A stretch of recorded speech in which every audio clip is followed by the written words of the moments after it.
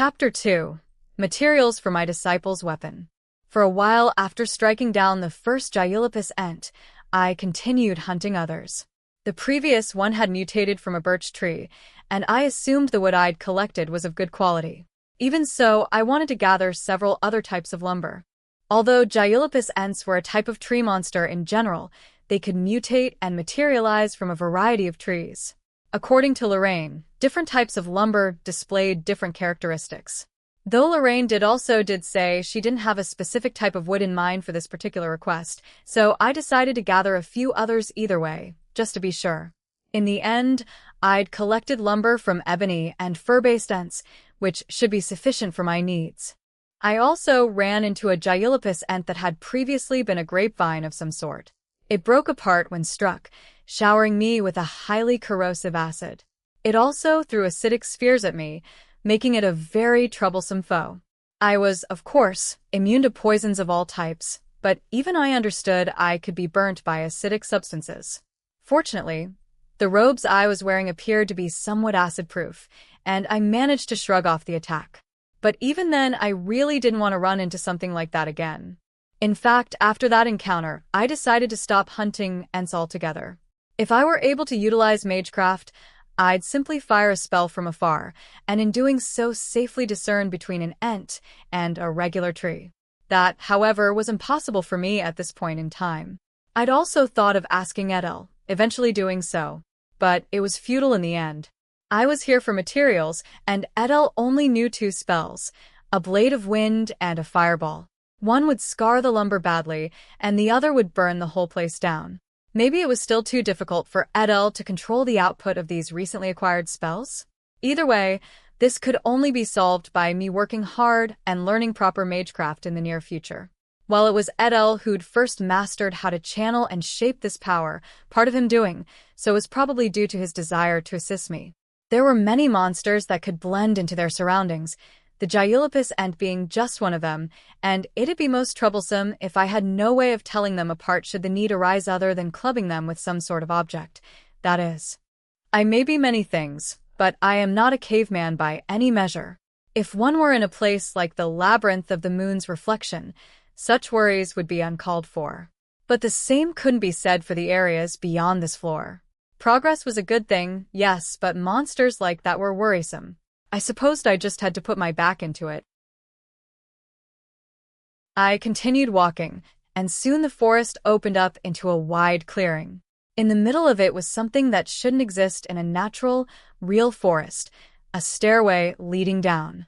Where exactly it led to was none other than the next level of this labyrinth, the fourth floor. That much was known to me instinctively. Thinking about it calmly, however, I realized I still didn't understand the reason as to why these labyrinths were built. Who would have made such a place, and for what reason? Was it the work of the gods?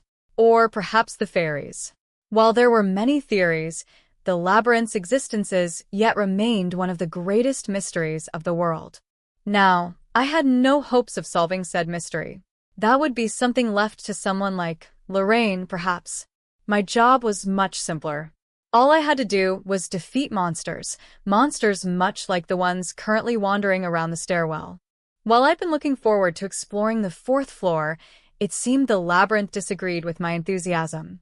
Gathered and loitering around the stairwell were quite a few forest wolves.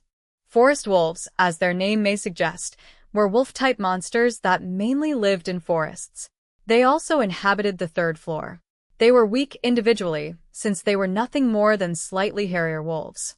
But they were a danger when attacking in packs. The monsters themselves usually hunted as such. It was their nature. When quite a few of them were gathered, much like now, some of the wolves would howl, magically strengthening other monsters in the vicinity. They were every bit of worrisome as I'd mentioned. To make things worse, there were 5 wolves before me. What a hassle. But they had to be defeated if I were to proceed. They were blocking my path to the stairwell, after all, and running past them would be quite a challenge. I did have a choice, however. I could simply return home for today and not proceed any further. Honestly speaking, I already had more than enough materials to create some wands. the Gyulipus Ents lumber for the handle of the wand, and magic crystals from the fallen orc soldiers mounted on the top as focus mediums. Due to the fact that orc soldiers were monsters commonly found on the 4th and 5th floors, materials harvested from them were adequate for the creation of a wand. But those orc soldiers had strayed far from their original floors and had caused the quality of their crystals to decrease, which fueled my desire to collect better magic crystals. We were making wands for beginners like Alize and myself, so materials of a slightly lower quality would suffice. But magical foci had a tendency to explode if they were synthesized from subpar materials, and I didn't want Alize to be using anything so dangerous. As such, I'd have liked to gather other types of magic crystals if possible, which has landed me here. Thinking about it more, I could even use the magic crystal of a forest wolf. But I still wouldn't be able to return home. I'd yet to gather the materials I needed for Alize's weapon. And since I'd already come all this way, we might as well return with some spoils from the 4th floor. Surely I'd be able to gather quite a few different materials there. Taking all those factors into consideration, I supposed I had little choice but to defeat the forest wolves before me. I placed a hand at my waist, drawing my blade. I channeled mana into my sword and body, strengthening them both. Forest wolves were monsters that relied on their speed. A solid first strike would surely influence the flow of battle afterward. The first strike had to draw blood. I slammed a foot onto the ground, raising my sword for a preemptive attack. Gaiwan. With a piercing cry, the monster leaped away from me, having been slashed by my blade. My target was none other than the largest forest wolf in the group, near the stairwell. If I had to guess, this wolf was the alpha. I couldn't be sure, so I decided to strike first, though it would seem I was right on the mark. As the howl rang out, the other forest wolves in the surroundings entered a state of alert, glaring at me from where they stood. Then they struck. It wasn't a fatal wound, but it seemed the monsters were annoyed by the fact that I'd gotten a hit in on their leader. Loyal, yes, but all too predictable. Their movements were easy to read, so I'd say this was a successful first strike. I turned to the first incoming wolf, slicing into it and flinging it away with the weight of my blade, before doing the same to the next. No matter how quick they were, a straight, head-on attack like that would simply be deflected with a single, well-placed blow. There was no easier hunting than this until the leader of the monsters soon noticed what I was doing. With yet another loud howl, it alerted the other forest wolves. It seemed forest wolves had quite the thick hide, I began noticing. A single attack from me didn't really hinder them very much at all. As expected of the labyrinth of the new moon, the monsters here had a higher level of endurance, most likely because I was near the entrance to the 4th floor. I'd slain the Gyulipus Ents somewhat easily, because I just so happened to be able to pinpoint their weakness. One could say I had quite an advantage over them. In the case of these forest wolves, however, this seemed to be quite the difficult encounter. Having regained their calm after an assertive howl from their leader, the movements of the forest wolves were visibly those of skilled hunters. It seemed like the wolves would no longer give me many openings to work with, so the situation was now that of a stalemate. If the battle were to stretch on like this, my stamina would surely wear out. For a moment, I thought of tossing Edel, who is currently perched on my shoulder and not fighting at all, toward the wolves as food. Edel's response was swift. "Don't even think of it," was the gist of his response. "I suppose I'll honor your request, Mouse." In that case, I had no choice. Pork was the solution. I reached into my magical pouch, pulling out a slab of pork wrapped in a malt hinoki leaf-wrapped orc meat, in other words, and tossed it at the monsters. Since I couldn't use the mouse as bait, I'd use orc meat. Not a very imaginative plan, but orc meat was considered a delicacy to both humans and monsters. As the meat's fragrance wafted past the forest wolves' noses, they let their guard down for just a moment. It was just what I'd been looking for. I propelled myself forward in a familiar motion. Raising my sword, I channeled mana into the blade, aiming to land a decisive blow. If I were to sever something, mana was the best candidate. However, using mana to slice a hard object meant quite a bit of it would be used. I wanted to conserve my energy, so I limited the amount of mana channeled into my blade. Though, if my reserves of mana were emptied out in the worst-case scenario, I could just return home at that point. The leader of the forest wolves, as if noticing I'd been waiting for this moment, quickly gave 3 short barks. Probably something to the effect of, "Don't be distracted by the meat." A terrible thing to say, given that the leader wolf itself was drooling at the scent of it. Is orc meat really that delicious? Well, I guess it would be. The wolves noticed a little too late, however. By the time their attention had returned to me, I'd already buried the blade of my sword into one of the monster's necks. So far so good, but as expected, this flesh was hard. The endurance of these monsters was markedly different from those of the previous floors. If it were a goblin or a normal orc, this amount of mana would have been more than enough to cleanly remove either of their heads. But these monsters could be sliced up, so it wasn't impossible. A sign from the labyrinth, possibly, that the early floors with monsters easily slain just by a slight application of mana ended here. I tensed the muscles in my arm while increasing the amount of mana channeled into my sword. With that, the impaled wolf froze. With a heavy sensation, the blade sank deeper into the forest wolf's flesh. With a swift motion, I pulled the blade through, its surface cleanly slicing through the monster's flesh. A dull thud and the forest wolf's head was on the ground. Monsters were much more resilient than they looked. The wolf's head, now on the ground, spun violently this way and that, still staring in my direction as it met its end. Its body, too, remained standing for a short while, shivering as it did so. I suppose it couldn't live for much longer after being separated from its head, however, as it fell to the ground in a few seconds. The body was still, the head's eyes now closed. 1 down. For more to go. The battle was far from over, but it'd be much easier from here on out. After all, these particular forest wolves were used to hunting in packs of exactly 5. Why did I know this? Because there were now gaps in their patterns of attack. The timing of their approaches was visibly off. Their combination attacks had been relatively flawless before, so this new development made them significantly easier to deal with. The forest wolves, as if surprised by how I'd aimed for the lapses between their attacks, seemed stunned, not knowing how to react.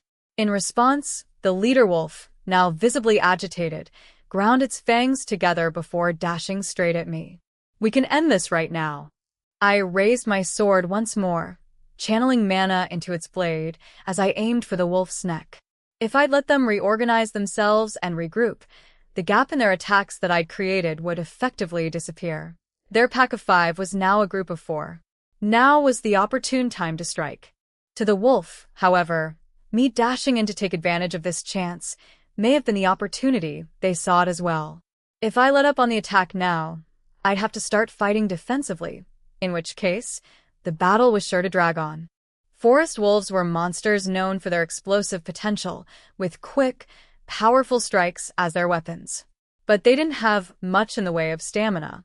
They were stronger than a normal wolf, but didn't have the capability to fight for more than tens of minutes, and definitely not hours with an adventurer armed with mana techniques. If I did not finish this here and now, victory would depend entirely on when the wolves would tire out. Well, then, let's go. Raising the sword above my head, I turned to the leader wolf, unleashing a vicious downward swing. It, too, had a trick up its sleeve, as its fur began glowing a dim green. Was it channeling mana into its body? While I didn't know what it was about to do, I understood that the wolf was now fighting seriously. No, the fact that the monster was using this ability now, it could very well be its trump card. I could feel a certain pressure emanating from the monster.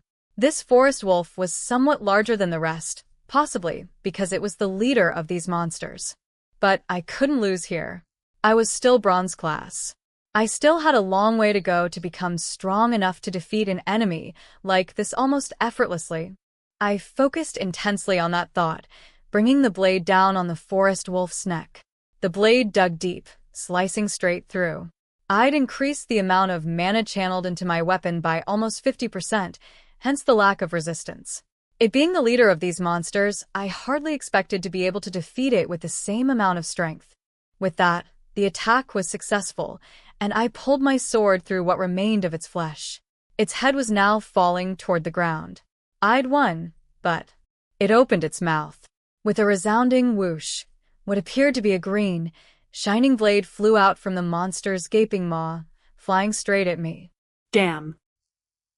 I panicked as I bent forward, attempting to dodge the attack. The green blade of wind narrowly missed me, almost grazing my cheek as it did so. A thunderous sound rang out from behind me immediately after the sound of something splintering and breaking. Turning around, I witnessed a large tree fall on its side, apparently having been sliced clean through by the spell. Is it still alive? I should have noticed this upon slaying the very first forest wolf, but to think it could cast a spell in such a state. An unexpected development. The leader wolf's head was now silent, so I suppose that was its final attack. Even so, I had no intentions of letting my guard down. I vowed to be cautious with the remaining 3 monsters. I had to be careful even after they were slain. That said, the remaining wolves were now without a leader, and their movements were exceedingly simple to predict. They could also no longer launch any combination attacks. All they did was rush at me in straight lines, hoping to get a good bite in. I, in turn, simply cut them down one by one. It felt almost too simple. The difficulty of the encounter I'd complained about mere moments ago was nowhere to be seen. In the end, I only spent a few more minutes defeating the remaining wolves, now armed with first-hand knowledge of just how terrifying forest wolves that had banded together in packs could be. With a few decisive swings, the battle had met its end. The carcass of a forest wolf provided an adventurer with quite a few usable materials. There was its magic crystal, of course, but also the wolf's hide. In life, the wolves had strengthened their skin and fur as much as they could, so much so that even the sharpest sword couldn't easily harm them. At a glance, the hide of a forest wolf was impossibly hard, but that very same hide was now surprisingly soft to the touch, having lost all its previous tension in death. The hide was smooth, pleasant to the touch. It was equally soft as I leaned against it, its fur warm. One could fall asleep stroking it. The pelts of forest wolves were usually highly in demand and were used in the manufacture of coats, rugs, carpets, and the like. They had to be carefully dissected and preserved since the pelts were worth a good sum of coin. While it couldn't be made into weapons or armor, it was still an important source of income. Its fangs and teeth, however, could be processed into tools, so I'd be harvesting those too. Its pelt was one thing, but the carcass of a forest wolf provided quite a few other useful materials too. It was most gratifying. After I was done harvesting the appropriate materials, I dug a hole in the ground, burying what remained of the monsters. I could have left the carcasses there, yes, but I'd fought these wolves right at the entrance of a downward-leading stairwell. Doing so would inconvenience adventurers ascending from lower floors and even adventurers currently in this area. I could hardly think of any adventurer who'd find a gathering of monsters at the top of a labyrinth stairwell amusing. Edel also helped with the process, scattering the lingering smell of fresh blood with his wind magic. All that was left now were sprays of blood and scraps of meat on the ground, but there was little I could do about that. At the very least, such a small amount of blood and scattered scraps shouldn't attract a huge horde of monsters. Maybe 10 or so at most. Adventurers heading up from deeper floors were usually extremely careful during their ascent. If the debris here really did attract a fair amount of monsters, said monsters would be visible from afar. Adventurers who couldn't defeat a large group would most likely give up and return home. Basically, there were no longer any outstanding issues here, though I did have to remember what had happened here, even as I descended to the 4th floor.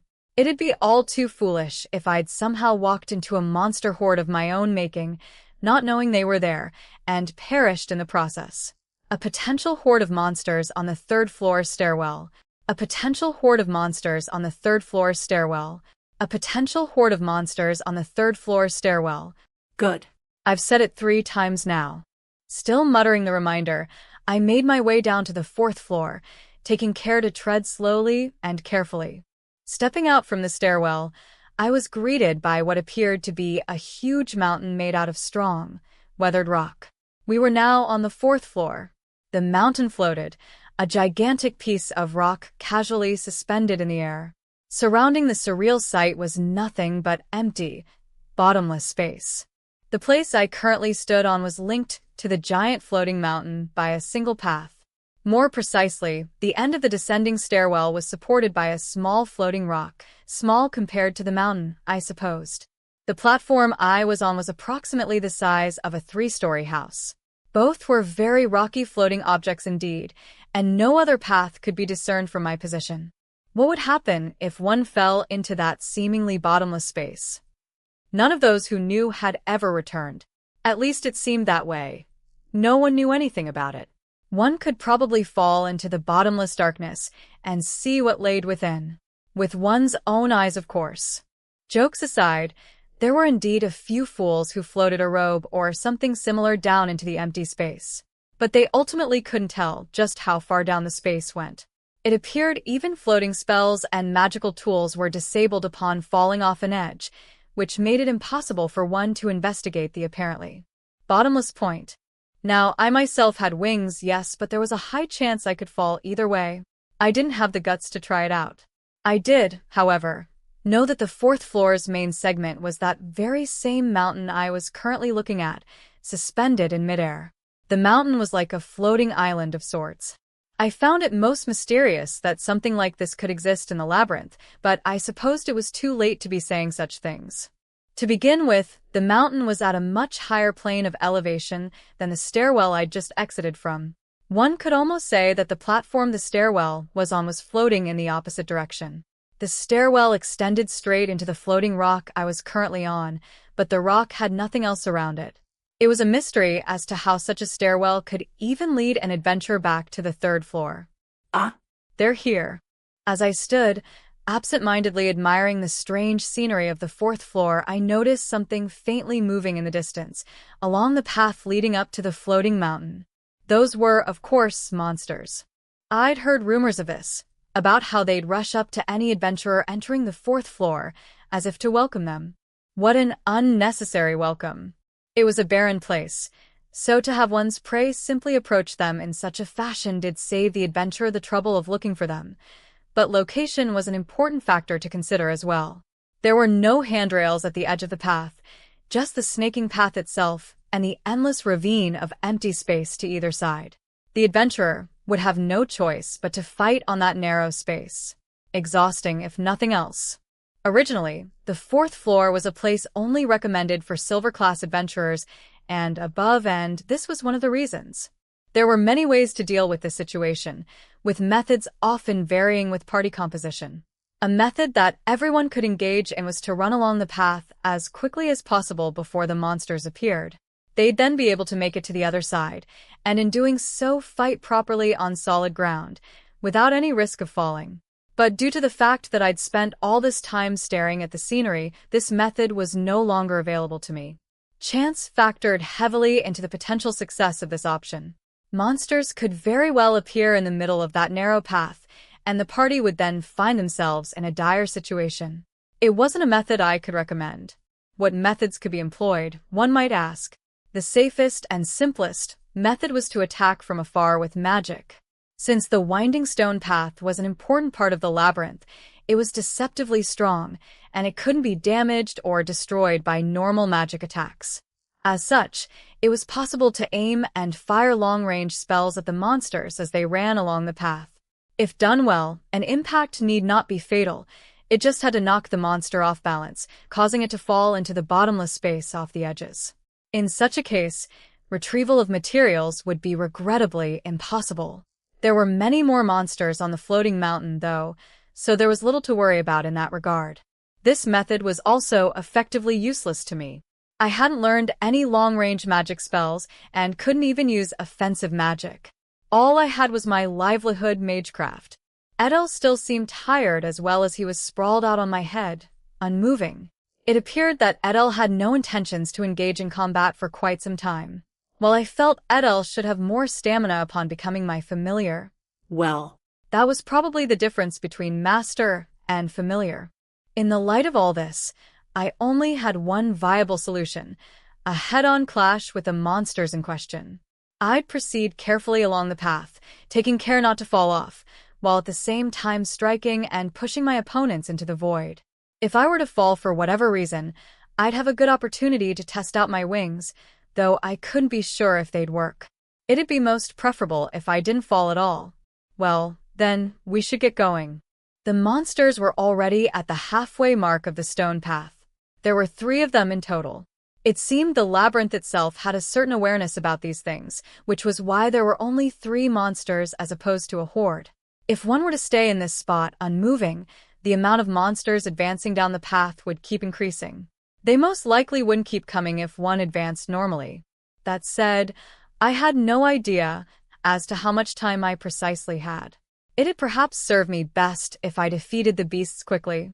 Although monsters of all kinds appeared on the 4th floor, the members of this specific welcome party were set in stone. These monsters walked on 2 legs, much like humans did, and their entire bodies were covered with shiny, glistening skin, on top of which sat shining scales. Rows of sharp teeth could be seen in their jaws. They were armed with metallic equipment and weapons, with glittering eyes sitting in long, vertical slits. Through those very same eyes they glared in my general direction. These creatures were none other than lizard men. In fact, lizard men looked very similar to the wyvern folk. The latter, however, were beast men and were simply a different type of sentient race, as opposed to monsters. But lizard men were nothing more than another type of monster, and would often attack any people they chanced upon. As expected, those very same lizard men began making a mad dash for me the very instant I set a single foot on that narrow path. The monsters held a variety of weapons in their hands: swords, spears, and even shamshers, curved hunting blades. While I did momentarily wonder where the monsters would have procured their weapons from, I quickly assumed that they behaved much like orcs did. In other words, said weapons were either stolen from fallen adventurers, or they appeared having already been equipped with them when reconstructed by the labyrinth. The weapons weren't of very good material or make from the looks of it. If I had to guess, they were most likely armed with the latter. After all, adventurers who did make it to the 4th floor were usually armed with somewhat respectable armaments. Channeling mana into my body and blade, I braced myself, moving forward as I did so. Even then, I couldn't move toward them too quickly, lest the impact of our weapons launch me into the air. I deliberately placed one foot in front of the other. The lizard men didn't seem to have similar concerns in mind. They were running straight ahead, perhaps to gather enough momentum to push me into the depths upon contact. Considering that the lizard men were heavier than the typical adventurer, they may have assumed that such an impact wouldn't result in them losing their footing. It would be most dangerous if we had any sort of bodily impact. But just then, a lizard man was already before me, swinging its weapon in a large horizontal arc. I quickly crouched, dodging the blow, before sending a straight thrust into the monster's armored chest. Gig 3. With a surprised, grating cry, the monster before me was sent flying backward, only to slam straight into the very next charging lizard man. The lizard man in question was at least 2 times, if not 3 times as large as me. I could only assume it was that much heavier as well. The last charging lizard man, unable to stop its attack due to the momentum in its motion, collided with the 2 before it, then promptly lost its footing, falling sideways down into the void. The lizardman's expression just before it fell somehow communicated great sorrow and regret, almost as if it were saying, I've gone and done it now. Its cries echoed as it continued falling into the abyss, until it could no longer be heard. In the end, would that lizard man continue falling for eternity? Or would it eventually meet some sort of surface, only to be crushed by the impact? It was impossible to affirm from where I stood. All I could think about was how I would like to avoid a similar fate. To that end, I supposed I'd have to ensure that the remaining 2 lizard men went down as easily. I turned my gaze to the 2 remaining monsters, now on their guard after witnessing the unfortunate death of their compatriot. The lizard men retreated slightly, placing some distance between us. The lizard man behind the first crouched down low, as if to avoid any collateral damage should the one before it be sent flying back again.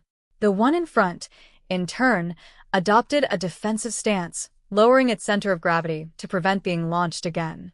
A somewhat troubling development, but I suppose that much was fine. I'd only decided to push one of them over the edge and into the abyss out of convenience. I could defeat the remaining two normally. I did require monster materials and energy for existential evolution, so it was best to keep the remaining two on the surface. As of late, I discovered that monsters around the level of a typical normal orc didn't provide very much, if any, life energy at all. I assumed monsters on the 4th floor would be able to provide me with what I needed. On another note, I didn't feel the energy of the lizard man who fell off the edge flow into me. It was either still alive, or perhaps monsters disposed of in such a way didn't release any energy at all. I advanced slowly along the narrow path, intent on closing in on the two lizard men before me. Lizard men in general were somewhat tall monsters, and they did appear somewhat larger as I approached. However, humans of such a size weren't exactly a rarity. The monsters' large sizes didn't do them many favors when it came to precise maneuvers, either. As I approached, the lizard man closest to me swung its weapon wildly, hoping to get a good attack in. I, however, moved faster than the lizard man. Before it completed its swing, I'd already closed the distance between us, placing a good slash across its chest. This was the 4th floor. Considering the relative hardness of a forest wolf's hide, I'd expected the skin of a lizard man to be even tougher and had infused my sword with even more mana as a result. But my blow merely grazed its flesh. Humph. Only a flesh wound. The lizard man before me retreated quickly as I continued my internal monologue. I supposed it had the upper hand when it came to brute strength. If I were to stray too close to it, the battle would become a simple comparison of strength, and I'd be at a disadvantage. I deduced that a hit-and-run strategy, much like the one that I had employed just now, would be more effective in this particular case. If I'd used a fusion art with mana and spirit, I'd surely leave a mark if not a deep wound. Such a move, however, was resource-intensive. I had no idea of knowing just how many strong enemies laid in wait beyond this path. For now, I had to conserve my strength. In addition, while the blow I'd landed on the beast was but a scratch, it was by no means entirely harmless. I'd landed a well-placed slash on it, so a few more of these attacks and the lizard man would surely fall. As such, I could only justify using a fusion art if I was backed into a corner with no other choice. With that, I readied myself once more, adopting a combat stance as I approached the lizard man. The lizard man, on the other hand, changed its stance somewhat, withdrawing its arms and keeping them close to its body, as if to defend against similar attacks. Perhaps it was trying to prevent me from slashing its chest again. But with its stance now altered, the lizard man had inadvertently shown me a weakness, an angle of attack. It was a defensive stance, yes, but not a perfect one. Due to the fact that its weapon was now close to its body, its reach and range had drastically decreased. The only reason I'd approached the lizard man in the first place was due to its large body, so I was at a marked disadvantage when it came to attack range. As such, I made a quick strike, closing the distance between us as I struck. Even if the monster were to abandon its advantage for the sake of defense, the battle would only swing in my favor. I broke into a run, bringing my blade down on the monster once more. As expected, the lizard man raised its own sword to guard against the blow, but its actions were significantly slower than before. Though, it did succeed in protecting its chest and torso region, and in doing so had achieved its goal. But the beast didn't expect me to follow up with a quick second strike to its face, and it couldn't defend itself in time. GG. With a pained cry, the lizard man reared up, swinging its sword randomly in a mix of pain and fury. I disengaged in response, avoiding the blows. Now at a safe distance, I looked up at my foes once more. The lizard man with the injured face had stopped swinging its sword, and was currently glaring daggers at me. Drops of blue blood fell down onto the ground, giving rise to white streams of wispy smoke upon impact. Their blood was strongly acidic, I assumed. I supposed this would be one adversary I wouldn't be consuming, though I had quite some gluttonous tendencies myself. The lizard man was now considerably hurt. Should I go in for the kill on my very next attack? I wasn't quite sure. As I thought it over, The lizard man before me slowly stepped backward, exchanging positions with its comrade who had been behind it all this time. Ah, yes. A logical move on their part. This particular lizard man wielded a spear, a most troublesome foe. Given the circumstances, not a foe that I wanted to fight, but of course, I just didn't have to fight it then. That was a solution in and of itself. With a well-practiced motion, I propelled myself forward, approaching the lizard man at a speed greater than any I had used in the current encounter. As expected, the spear-equipped lizard man thrust its weapon at me, as if to knock me off this narrow path. I parried its spear with the back of my blade, increasing my momentum as I continued running at the monster. I was now near its chest, and even then I didn't stop, instead neatly stepping to its side and running past the beast. It was a narrow path, yes, but there was enough space for the lizard men to change positions with each other, and that meant there would be enough space for me. With that singular motion, I was now behind the lizard man with the spear. Yet I continued running, making a beeline for the sword-equipped lizard man I'd injured earlier. I suppose the monster had intended to rest, or even spectate how I deal with its spear-wielding friend. But it could now only stare in surprise as I vaulted past its comrade. To think that lizard men were capable of such expressions. But that was neither here nor there. The injured lizard man was now visibly panicking. But it was far too late. My sword was faster than its reactions. I swung my blade horizontally, catching the monster straight in the torso, cleanly launching it off the narrow path. The impact of the blow had horizontally displaced the beast, and it sent the beast falling, eternally, into the bottomless abyss below. Now was hardly the time to stop. I regained my momentum and continued running toward the floating mountain. I knew there was one more lizard man remaining behind me, but it was impossible to continue fighting here.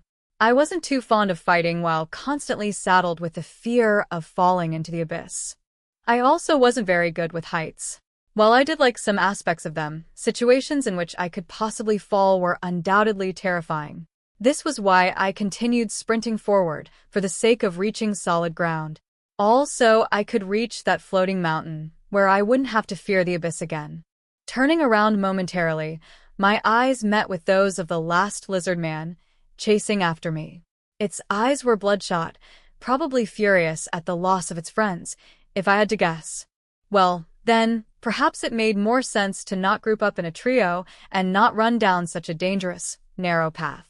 At least, that was what I thought, but given the mysteries surrounding the general ecology of labyrinths in general, it was impossible to guess their motives. Maybe they were forced to behave in a certain way by the labyrinth in this case, to mindlessly attack anyone that set foot onto the fourth floor. In fact, from what I understood, these three lizard men always appeared so long as someone entered the area. To them, this may all be some sort of curse in and of itself. Even so, I had no intentions of going easy on the monster. The lizard man stopped, facing me and readying its weapon once more, charging at me at full speed. Up until a few moments ago, I would have been terrified at this prospect. Its weight, combined with the reach of its weapon, compounded my fears of falling into the abyss. But now that I was on solid ground, there was nothing to fear. I ran straight at the monster as well, intent on meeting its charge head-on, only to step to the right at the last second. With a well-placed horizontal swing, my blade dug into its torso. Almost immediately, I followed through with a swing at its leg, and the lizard man momentarily lurched forward at the force of the blow. This was the moment I'd been waiting for. Its neck was now exposed. Channeling a significant amount of mana into my weapon, I brought my sword down upon its neck, pushing the weapon through skin, sinew, and bone. While my blade was met with quite a bit of resistance, it didn't last, and soon the lizardman's head fell. It was a development very different from the hit-and-run encounters I had prior. I suppose not having much space to work with was significantly challenging to me. Yet another reminder that practice was required in such scenarios, so that I may fight at full capacity. In any case, with this, I'd cleared the first notable obstacle of the fourth floor. Gathering up what materials I could from the fallen lizard man, I stepped forward, once more. The floating mountain of the fourth floor was split into two main areas, a bare, somewhat rugged outer wall, and a series of interconnected caves inside the mountain itself. The caves were as much a path as they were tunnels, and adventurers were often able to gather a variety of ores and stones from within. That was my goal. Given that I'd wanted to make and gift Alize a light metal blade of sorts, the fourth floor was the perfect place to gather the required ores and metals.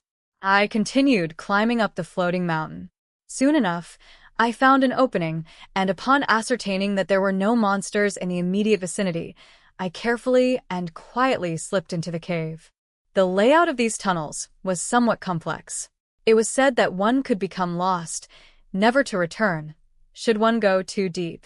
Under normal circumstances, a map of the complicated interior was required for navigation, and the typical adventurer would, of course, have to buy such an item. I, however, had the map of Akasha.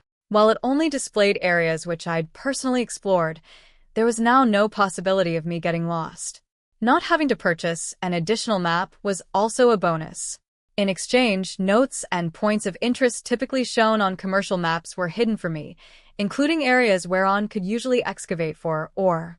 I supposed I'd have to find all these locations myself. As I continued walking along the tunnels, I caught sight of a partially collapsed wall. If I had to guess, someone before me had dug for ore in this very same spot. While some of these spots were marked with traces of excavation by others, most of them weren't. The possibility of ore yet remaining in this area was still high, though. I withdrew a small, plank-like object from my magical pouch. It was a cheap board of sorts, a tool that reacted to faint traces of magic.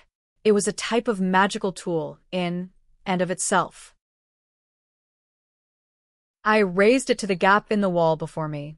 After waiting for quite some time, I felt the board move ever so slightly as it gave off a faint glow. With this, I understood one thing. The ore I'd been looking for all this time was somewhere in these walls.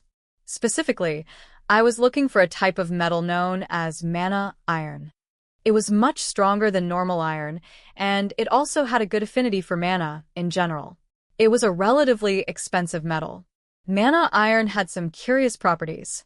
If one were to channel mana through it, some of the mana would be absorbed by the metal, and the rest would be reflected and expelled.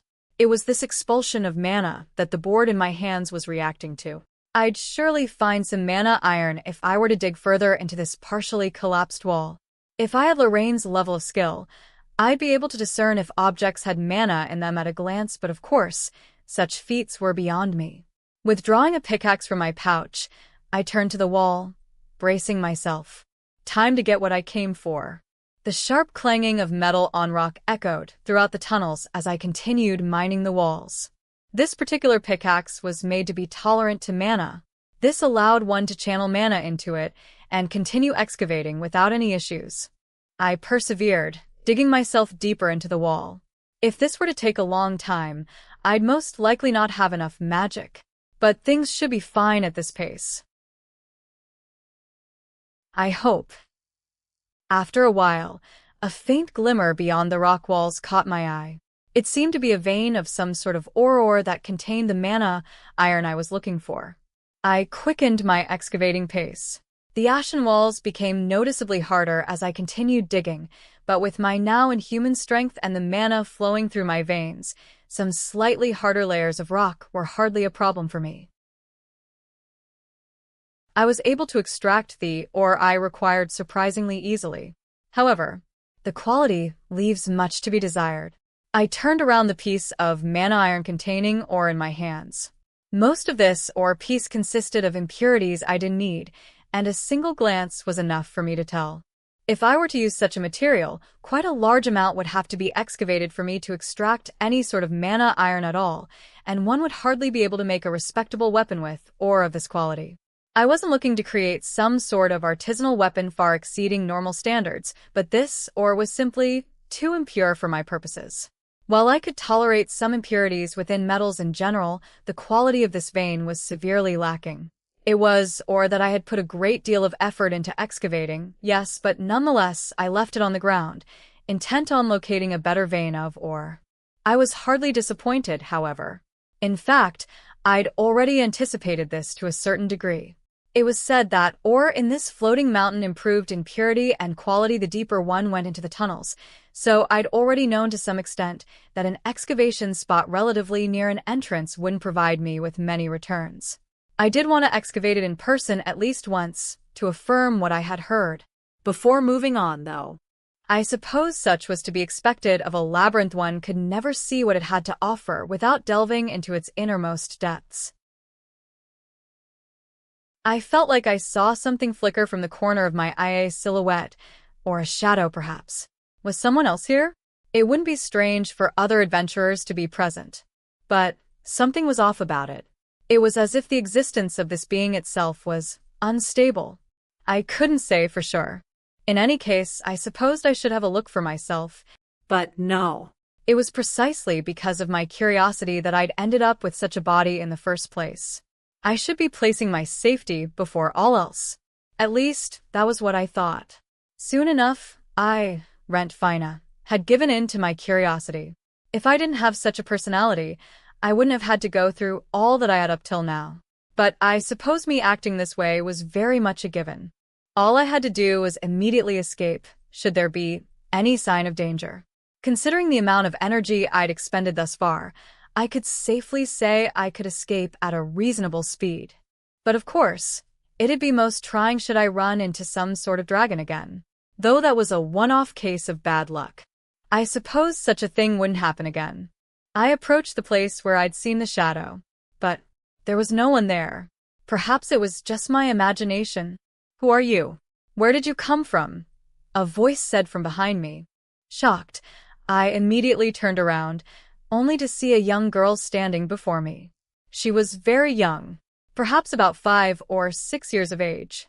But the aura she had about her was anything but childish. Her gaze was full of suspicion, even irritation. It was an expression only adults could muster. I was at a loss for what to say, my mouth gaping as I struggled to find the words. Just as I did. I don't know. No. I am. Another voice from behind me, not one that manifested from my throat. It seemed like there was another individual behind me, so I turned around only to come face to face with a strange individual, dressed in a tattered and ragged old robe. The robed individual did not seem very normal at all. Gazing upon him, I couldn't help but feel that he was an unknown existence I could never understand, and my heart was filled with a great sense of unease. It seemed the individual was thinking, lost in thought at the girl's question. Just who is this person? As that thought entered my mind, the young girl stepped right through me, continuing to speak to the robed individual. Now that I was observing her from a distance, I could see that the girl was somewhat translucent. Did she even really exist? Or was she simply not physically here? Was that why she could not see me? Upon closer inspection, the robed individual seemed slightly translucent as well. You don't know? You don't know where you came from? But to come here, you must have come from somewhere else, and yet you don't know? The girl asked. The robed individual shook his head. I don't know. I don't know. I don't know anything. I am. What am I? Where is this? As they shouted, their shaking intensified. Soon after, the hood on their head was shaken clean off. Hey, now. I wasn't expecting to see anything quite like it. I felt a deep sense of surprise rising up from within. The robed individual standing before me was a skeleton. A skeleton with a faint light in its eye sockets. A skeleton with logic and a capability to reason. There was what appeared to be a complicated tattoo across its skull, the pattern glowing a faint blue. I'd never seen such a tattoo before, but this was unmistakably a skeleton. A skeleton, a monster much like what I used to be quite a while ago. Who was that, I wondered? With a single step, I approached the two. I wanted to see this strange robed skeleton up close. Unfortunately, as if sensing my intent, the robed individual slowly seemed to dissipate, fading out of existence, before vanishing into thin air altogether. The girl questioning him vanished too, her image slowly losing its color before fading into nothingness. All that was left in the barren tunnels were myself and the silent rock faces surrounding me. It was a most lonely feeling, as if what had just occurred before me was nothing more than an illusion. What was that all about? I said despite myself. No one answered my query. The only response was an empty echo, softly reverberating through the tunnels. Were occurrences like this common on the fourth floor? No. That couldn't possibly be true. If that really were the case, there would have been a flood of rumors about it in the taverns by now. At the very least, I should have heard about it, one way or another. Then, could it be possible that this strange phenomenon only occurred because of who I was? Why would that be the case? Was it just a coincidence?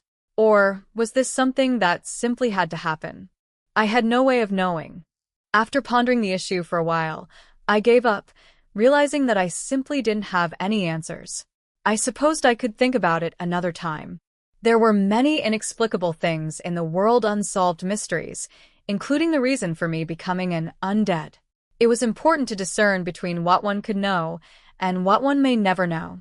It was an important survival skill in its own right. For now, I had to focus on what I needed to do: material gathering. The deeper I went into these tunnels, the higher the purity and quality of the mana iron I sought. And so, I must continue moving forward. As for what happened today, I supposed I could just tuck it away in some corner of my heart for now. Gwugya. A cry most inhuman rang out through the tunnels. My sword was currently buried in the face of the monster before me, the face of a Mina goblin. I'd been aiming for its neck, but the monster was more agile than I'd expected, and it ended up dodging the blow. As their name suggested, Mina goblins were different from the common goblin. For starters, they lived in places abundant with, or commonly mountains, and the like. They also possessed certain unique skills, namely, that of smelting. Although they were hardly as skilled as the dwarves, and weren't capable of creating precise instruments and magical tools, they knew enough about smelting to create swords, shields, and the like. This meant there should be a smelting chamber somewhere in this mountain, though I had no idea as to where exactly such a place could be. While adventurers had successfully located and destroyed said smelting chambers repeatedly in the past, another one would eventually pop up in its place. Infrastructure on such a scale didn't seem like an easy undertaking. But then again, the labyrinth was a huge place. If one were serious about exploring the entirety of the fourth floor, one would definitely need more than 1 or 2 days. A few weeks, perhaps, or maybe even a few months. Even so, it might still be impossible for one to see everything it had to offer. Given the sheer size of the floor, it was very possible that several of these chambers were partially constructed, and should one ever be destroyed, the goblins in question would simply move on to the next one. If this were indeed true, these chambers would never be completely destroyed, no matter how much time came to pass. All that had to be done was to transport some specialized tools from one location to another, and that was that. At the very least, Mina goblins were capable of constructing simple magical tools, and were also able to prevent the heat and smoke from these chambers from giving away their location. This made finding such a chamber difficult. If these goblins were armed with such knowledge, why not simply live at peace with humans, one may think, but in reality certain groups of goblins did live this way. The Mina goblins on the fourth floor, however, appeared to have some sort of pride that man couldn't possibly hope to understand. Perhaps this was the reason as to why they couldn't be at peace with humanity in general. As a result of all their smelting and crafting, Mina goblins looked different than the average goblin, often armed with reasonably well-made armor and weaponry. Even the color of their skin was different, a sort of natural adaptation to their rocky habitat, perhaps. The skin of a Mina goblin was earth-brown, compared to the green skin of a normal goblin. They were also significantly more muscular, probably due to all the ore they excavated in their free time. If normal goblins were small and annoying ankle-biters, Mina goblins were very much like miniature, yet muscular gorillas. Truly horrifying. The speed of their swings, compounded by their sheer muscular power, meant that Mina goblins were much more formidable foes than lizardmen. To make things worse, they were also trained to handle weaponry and had a certain amount of martial prowess to their movements. Although it had sustained a wound from my blade, the goblin soon snapped out of its panic, immediately calming down and staring threateningly in my direction. As expected, Monsters became increasingly more difficult to slay as one ventured into the deeper floors. It occurred to me that staying here for a while and absorbing the life force of these monsters wouldn't be all that bad an idea. I didn't mean to say that I hadn't become stronger, but perhaps the pace of my descent was a little too fast. I should have gauged my own capabilities before deciding to go all the way down to the 4th floor, but it was a little too late for such thoughts. Despite that, I hadn't sustained any grievous injuries, and I was still managing to fight my foes on relatively equal, albeit strained, footing. Things would indeed be bad if I decided to go any deeper. Or perhaps I should fight at that level of difficulty and maybe reach new heights of growth by continually exposing myself to danger? No. That would be far too reckless. In any case, those were thoughts better attended to at home. For now, it was more important to deal with the Mina goblin before me. It was holding a large, two-handed axe in its hands, a weapon I'd find difficult to control, much less swing about. To the Mina goblin, however, the axe likely didn't weigh very much at all. The weapon was crude. Not only was it heavy, it was also difficult to control. Yet the Mina goblin seemed to have mastered it ages ago. It blocked my swings with the flat side of its axe, turning its two-handed weapon into a makeshift shield. As my blade deflected off its surface, it would immediately counterattack. I dodged a swing from the monster by a hair, yet the Mina goblin didn't let up on its attacks. The goblin held its axe firmly, swinging it down as if to split me into two clean halves. While I was unsure if my body as it was right now would be easy to split apart in the first place, I wasn't too keen to find out firsthand. Then, it suddenly dawned on me that death could come knocking at my door at any instant. I dodged as best as I could in a slight panic, eager to avoid the descending two-handed axe. My evasion wasn't perfect, however, and the blade of the weapon grazed my cheek. A fine line was traced across my features, before healing up in seconds, disappearing altogether. It appeared that I now had the ability to recover from simple cuts relatively quickly. I did feel a slight sense of fatigue from that, though. I could heal myself, yes, but there were tangible risks involved in the process. After all, adventurers who had actually faced vampires did affirm that they often healed up immediately after suffering most slashing wounds. While lesser vampires also possess these regenerative qualities, the spike of fatigue I just felt may very well indicate that there was a limit to my regeneration, especially if I'd gotten terribly injured. I supposed even vampires couldn't regenerate indefinitely, while I didn't know of anyone who'd conducted tests to affirm this, nor were there records to that effect. Most individuals who did choose to fight vampires often decided to go straight for their weak points. In such a case, regenerative limits didn't really matter. After all, no one would go out of their way to slay a vampire with a more roundabout method. Although my wound was light, the impact of the blow was significant, and I rolled for some distance before recovering, once again raising my blade toward the Mina goblin. Affirming that I was about to launch an attack, the Mina goblin raised the flat side of its axe once more, as if to defend. "Gah!" the Mina goblin cried out as it swung its axe backward instead. What? I thought to get a closer look, and there was Edel. My familiar had launched a spell at the beast, Wind Blade. By the time the goblin had swung its axe around, however, Edel was already at a safe distance, much to my relief. With the goblin now sufficiently distracted, I seized the opportunity, dashing forward and swinging my blade at its exposed head. My weapon cut deep, fracturing its skull, before splitting the goblin into two clean halves. With a shudder, the Mina goblin fell to the ground, fresh blood spewing forth from the separated corpse on the ground. Although I did proceed with the dissection of the Mina goblin, it soon became evident that there wasn't very much to recover from it. Its weapons and equipment, along with the magic crystal near its heart, were useful, but there was no tangible use for the rest of the carcass. I supposed I could remove its right ear and take it with me as a bounty, though there were currently no active hunting requests at the guild. Since I didn't even remember seeing such a request in the first place, it was most likely a pointless venture, but I decided to take the ear anyway. A single ear wouldn't take up much space. As for its weapons and equipment, well, while they were indeed smithied with mana iron excavated from these tunnels, goblin blacksmithing techniques weren't all that impressive. The purity of the ore and the construction of the weapon left much to be desired. It was also a goblin-sized axe, so it wouldn't be of much value even if I did take it with me. I guess it was technically possible to melt the axe down and reuse the metal itself, but that would require putting more time and resources into the refinement process. At the end of the day, it seemed cheaper to simply bring any blacksmith a piece of, or containing mana, iron instead. I decided to leave the axe where it lay. The magic crystal, however, was of a fair size and quality. I promptly decided to take it with me. The crystal could be used as material for the wands, and if that wasn't possible, it could always be sold for some coin. Even so, I suppose this was all one could hope to extract from the carcass of a Mina goblin. With that, I set out, starting my journey through these tunnels once more.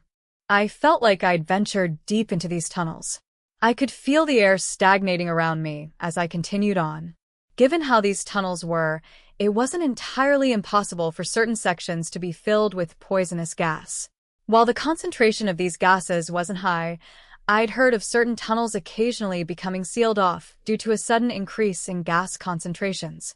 There were no such warnings from the guild now, however, but I couldn't be entirely sure that there were no noxious gases in these tunnels. Basically, it was safe to assume that the surroundings were poisonous to a certain degree. But I was particularly resistant to such poisons. I'd been completely immune to all sorts of poisons during my tenure as a ghoul alone. I suppose the same also applied during my time as a skeleton. Even though I'd since evolved into a lesser vampire, my resistance didn't seem to fade. It was times like these when I felt grateful for this body of mine. I was able to progress without issues. I hardly felt like I was omnipotent or immortal. The fact that my regeneration seemed to have a limit reminded me of that fact. Perhaps I'd been somewhat reckless as of late, thinking it was fine for me to do certain, usually fatal things, disregarding the danger simply because I was an undead. Maybe I just wasn't very receptive to danger. No, if I had to describe it, it'd be more of a feeling that this wasn't enough to kill me. An overconfidence in my abilities, perhaps. Or maybe a condition brought about by my status as a member of the Walking Dead. Regardless, this case seemed more of the former, and so I slowed down, proceeding cautiously as I checked my surroundings. It was cowardly adventurers who often lived the longest, so goes the saying. Eventually, a large set of doors appeared before my eyes. Well, now, how should we go about doing this? Or rather, what should we do in the first place? This set of doors was obviously an entrance to a boss chamber. Would it be all right to simply step inside? My undead intuition was egging me on. We should go. Let's go inside already, it said. My old adventurer sense, however, was begging me to stop, reasoning that I should slay some more monsters in this area before attempting such a thing. It was undoubtedly the safer option, but it couldn't be too bad. Well, then we should get going. All we had to do should there be any danger was return to this place. It was a boss chamber, yes, but I could hardly imagine an inescapable chamber on the 4th floor. Under normal circumstances, said chambers were only found at around 40 floors deep. Considering the chamber I'd encountered in the labyrinth of the moon's reflection, though, I suppose I could declare that as an ironclad fact. But even so, that was more the exception than the norm. Unlike the previous occurrence, I hadn't entered some secret passage, gotten teleported somewhere, then overcome a series of obstacles to arrive at this door. No, this door simply stood here, plainly announcing its presence. If there really were some complicated mechanism to this whole thing, it would have been at least discussed by the adventurers who frequented this floor often. With all those thoughts in mind, my conclusion was that this was hardly a special room. It simply couldn't be the case, and so, it should be fine to enter. I repeated this to myself, over and over again, as I placed a hand on the door. Was I being careless? Reckless? Or was I simply uneasy? And yet, I somehow just had a feeling that this boss room in particular wouldn't pose much of a threat. At the very least, it was a room that one could escape from any time. I did feel that something was off, though. My so-called undead intuition, perhaps? Irregular and strange things would happen to an adventurer from time to time. If I were to get too caught up in the specifics and continuously hesitate, I'd never get anywhere. So, I suppose this was all right. I wasn't wrong. I wasn't being reckless. I gave the doors a good push and looked on silently as they swung open with a low rumble. Ah. It seemed it was a normal boss chamber after all. It looked like my deductions were largely accurate as I peeked through the door. There was, however, a bit of a problem with the boss monster perched in the middle of the room. With its huge body, glistening scales, 4 feet on the ground, and a large horn of ore and rock on its head. All of these factors were meant to showcase its strength. A single look at it was enough to suggest that it was by no means a weak foe. The monster before me was a Terra Drake. It was a lesser dragon of sorts, more accurately a subspecies that commonly preferred to live underground. It might be a lesser subspecies, but it was still a dragon. Relatively speaking, it was a monster of significant strength. It was a monster not normally associated with appearing on the 4th floor, but the possibility of it doing so was apparent. In any case, the Terra Drake in the center of the room wasn't very big. It might be large compared to me, but if I were to compare it to a mature dragon, it was somewhat smaller, about 25% of a mature specimen size. If I had to guess, it would be around 4 meters. If this were the case, then perhaps I could do something about this drake. Even so, I couldn't help but feel that its size was strange. Normally, dragons of all types grew larger and gained strength as they aged. Given that this drake was somewhat smaller than a mature dragon, I suppose it wasn't overwhelmingly powerful. Basically, I gave the matter serious thought as I sized the Terra Drake up. Then I glanced at the door. It wasn't thick by any means. I could certainly break through it and escape if it came down to it. With that in mind, I could reasonably assume that this wasn't a boss room of the inescapable variety. Of course, there was the possibility that the door was made of some sort of special material, making it difficult to destroy in that case. But it didn't seem all that different from the rock walls around it, however. Perhaps it seemed a little silly to think about escaping before the fight had even begun, but this, too, was an important strategy to consider. If these were the factors at hand, then very well. Gathering my thoughts, I slowly entered the room. The door showed no signs of closing even as I approached the center of the chamber. Escape from this encounter was possible, as I expected. This development filled me with a deep sense of relief. Slowly, I drew my sword and began channeling mana into its blade. À combastance. The 4-legged Terra Drake didn't move an inch. Instead, it merely continued staring in my general direction. Perhaps it was simply observing me, or waiting for me to get closer. Whatever the case, this meant I simply should strike first, or so I thought. Slowly, I accelerated, before breaking into a run. In the midst of my sprint, gargaya, an ear-splitting roar arose from its throat. But that wouldn't stop me. Without any hesitation, I aimed for the head of the beast, swinging my blade as I closed in. Unfortunately, Tink. With a metallic clash, my blade was blocked. The Terra Drake had defended against my attack. This was nothing about how hard its scales were, however. Given that Terra Drakes were a subspecies of lesser dragon, one would expect their skin and scales to be impressively tough, which was a reasonable assumption. I already knew that before my attack. While it was also true that I'd never properly fought a Terra Drake up until now, I did at the very least have some knowledge about the creature, including knowledge of its natural defenses. That was exactly why I'd channeled more mana than I ever had before into my weapon and body. Despite this, the monster was able to defend against my blow. What appeared to be a shield of rock and stone had risen up around the Terra Drake's head as I brought my sword down. It was a helmet-like shield, made from the stone and rock scattered in the nearby area, most likely spontaneously crafted as soon as I swung my blade. This was none other than magic and used by monsters at that. In fact, it was elemental magic. Compared to the magecraft that humans wielded today, elemental magic was very old. However, its usefulness and power couldn't be underestimated. While incantations and the like were useful when it came to magecraft, a visual image of the spell itself was important as well. Elemental magic, on the other hand, drew on natural phenomena. As such, it was very easy to visualize. In addition, there were other ways elemental magic could be utilized advantageously, with one such way being what I had just witnessed. This was the ability to use one's surroundings as weapons. For example, if earth elemental magic was used in a place where there was an abundance of rock and soil, it would be simple to gather and extract it from the surroundings. The amount of magic required to do this would also be reduced, and it would be possible for one to increase the destructive power of the spell, or even enhance one's magic. This was exactly what the Terra Drake before me had done. It had gathered stones and rocks from its surroundings, and had used them to form a shield to defend against my attacks. Given the nature of the terrain around me, it was safe to assume that the rocks it was using contained veins of mana iron and in high concentrations. These rocks, in turn, were further strengthened by the Terra Drake's magic and formed a formidable defense. I had no concrete proof of all this, of course, but it remained unchanged that the Drake had successfully defended against my attack. If one were to think about it normally, rationally, this would be the endgame. I launched a surprise attack, one infused with high amounts of mana, one of the strongest attacks in my arsenal, and yet the Drake had defended itself so easily.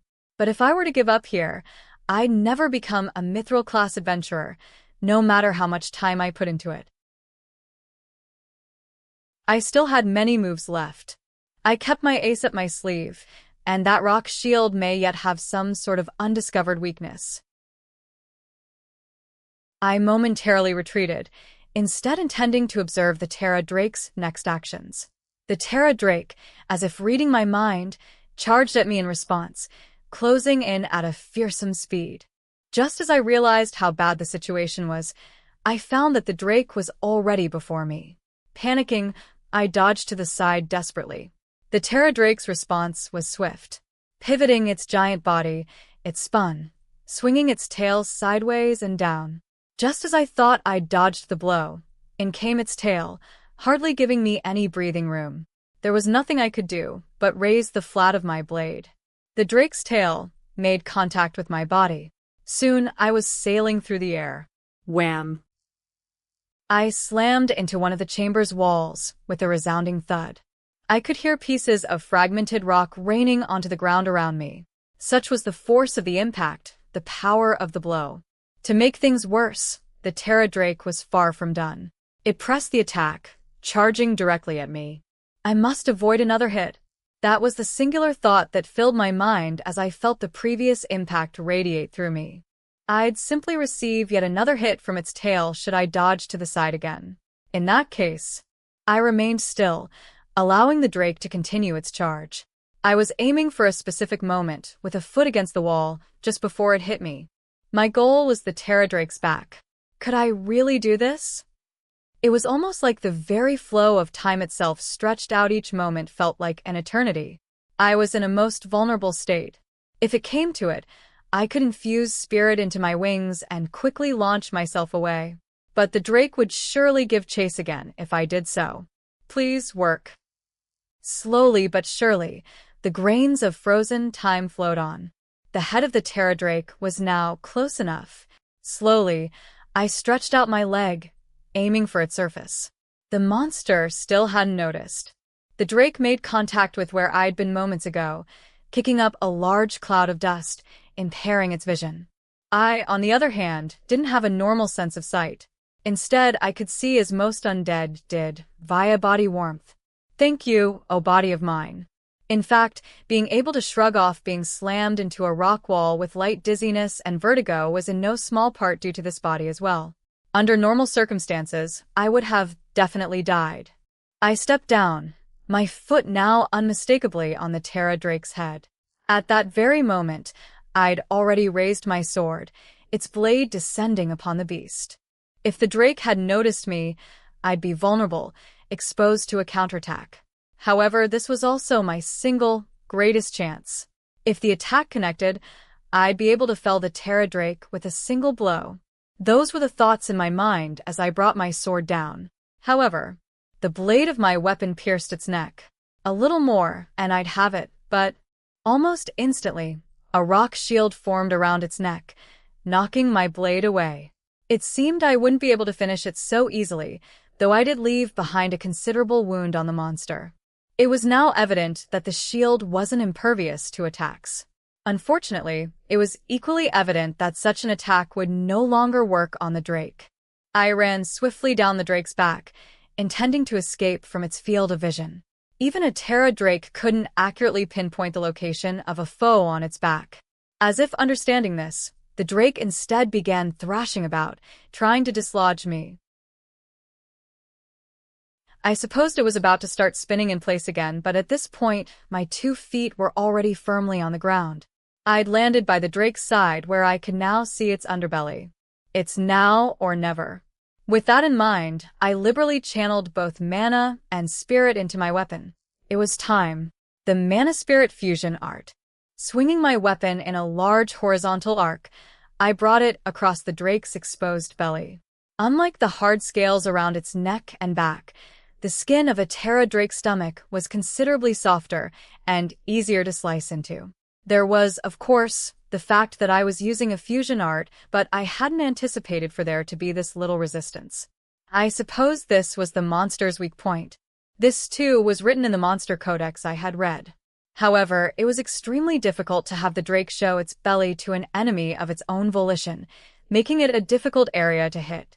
I was lucky this time. The Terra drake had a surprising amount of vitality.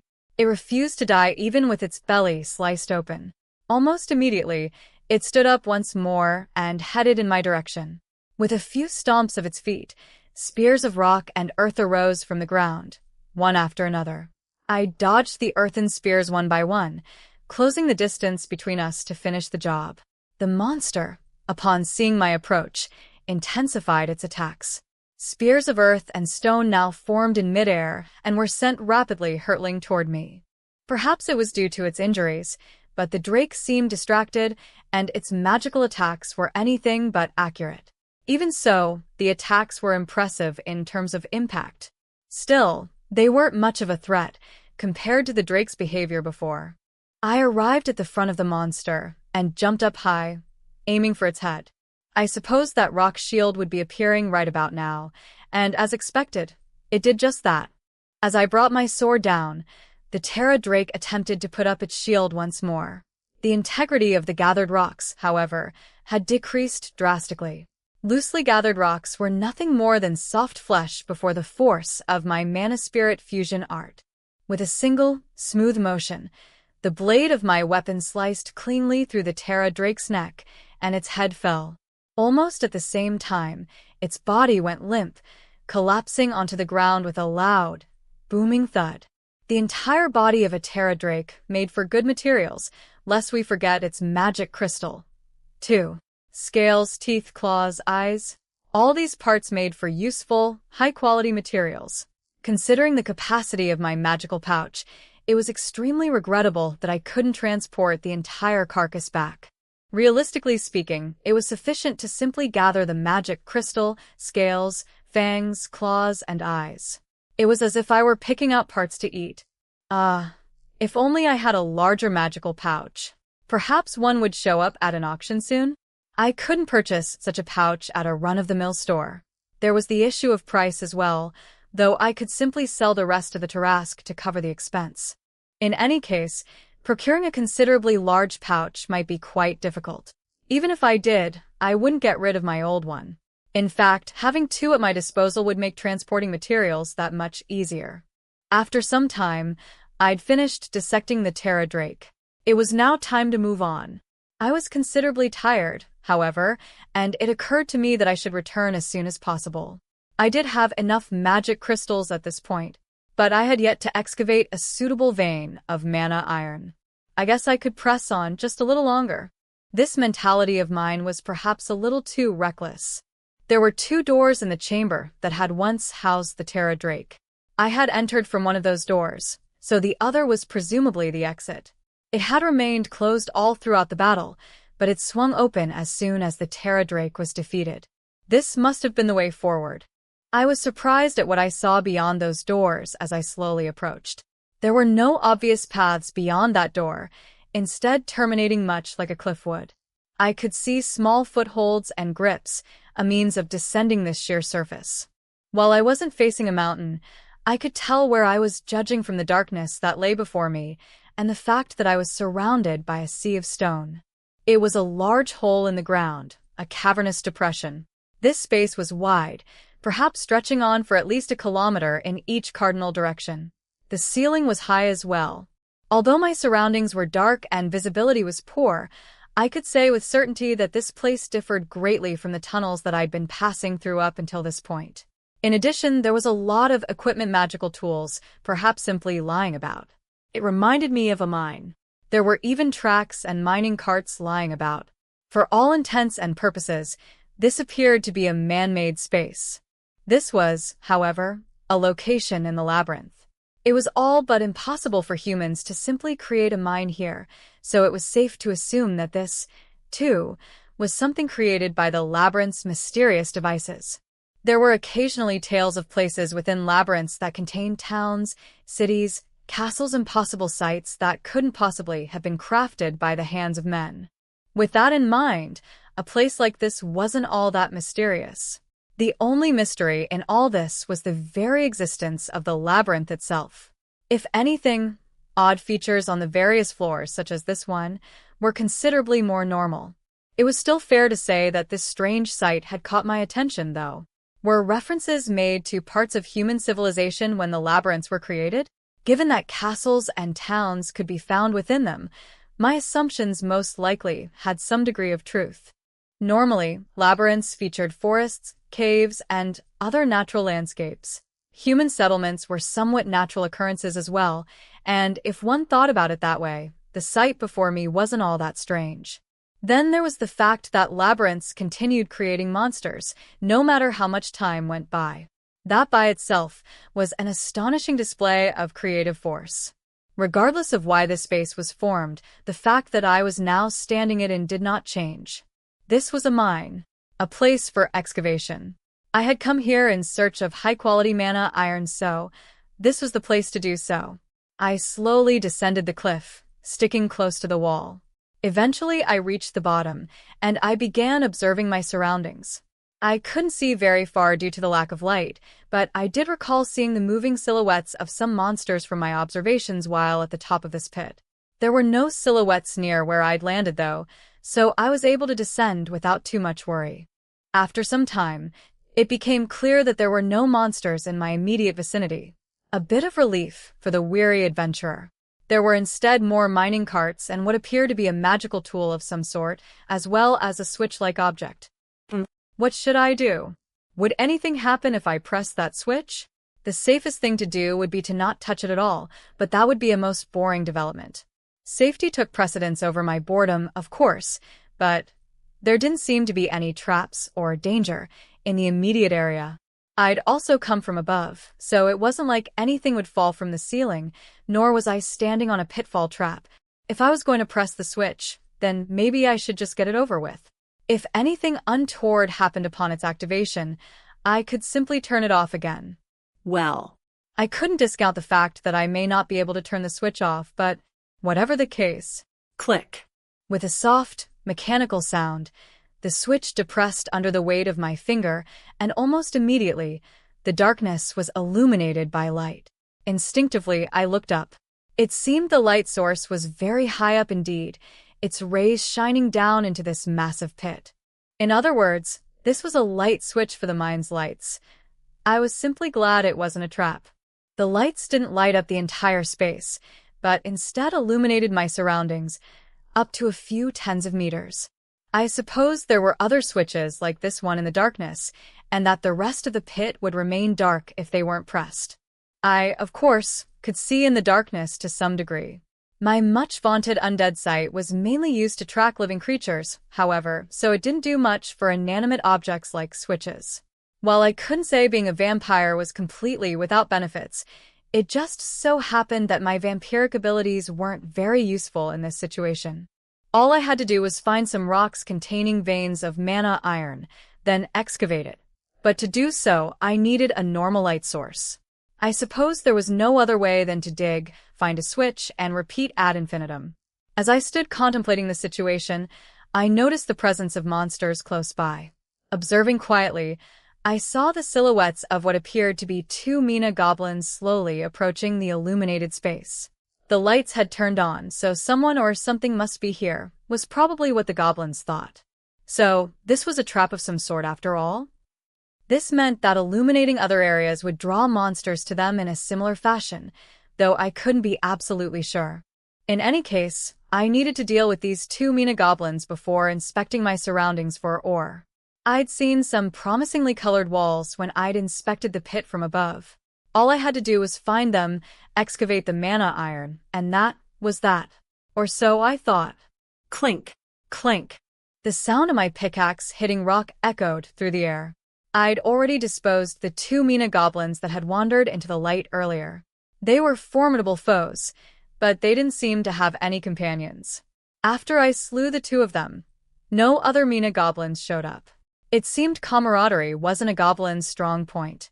With that done, I circled around the pit, following the curved walls, striking at any parts that looked promising. I did, for the record, look for the appropriate switch, and managed to illuminate the area I was currently working in.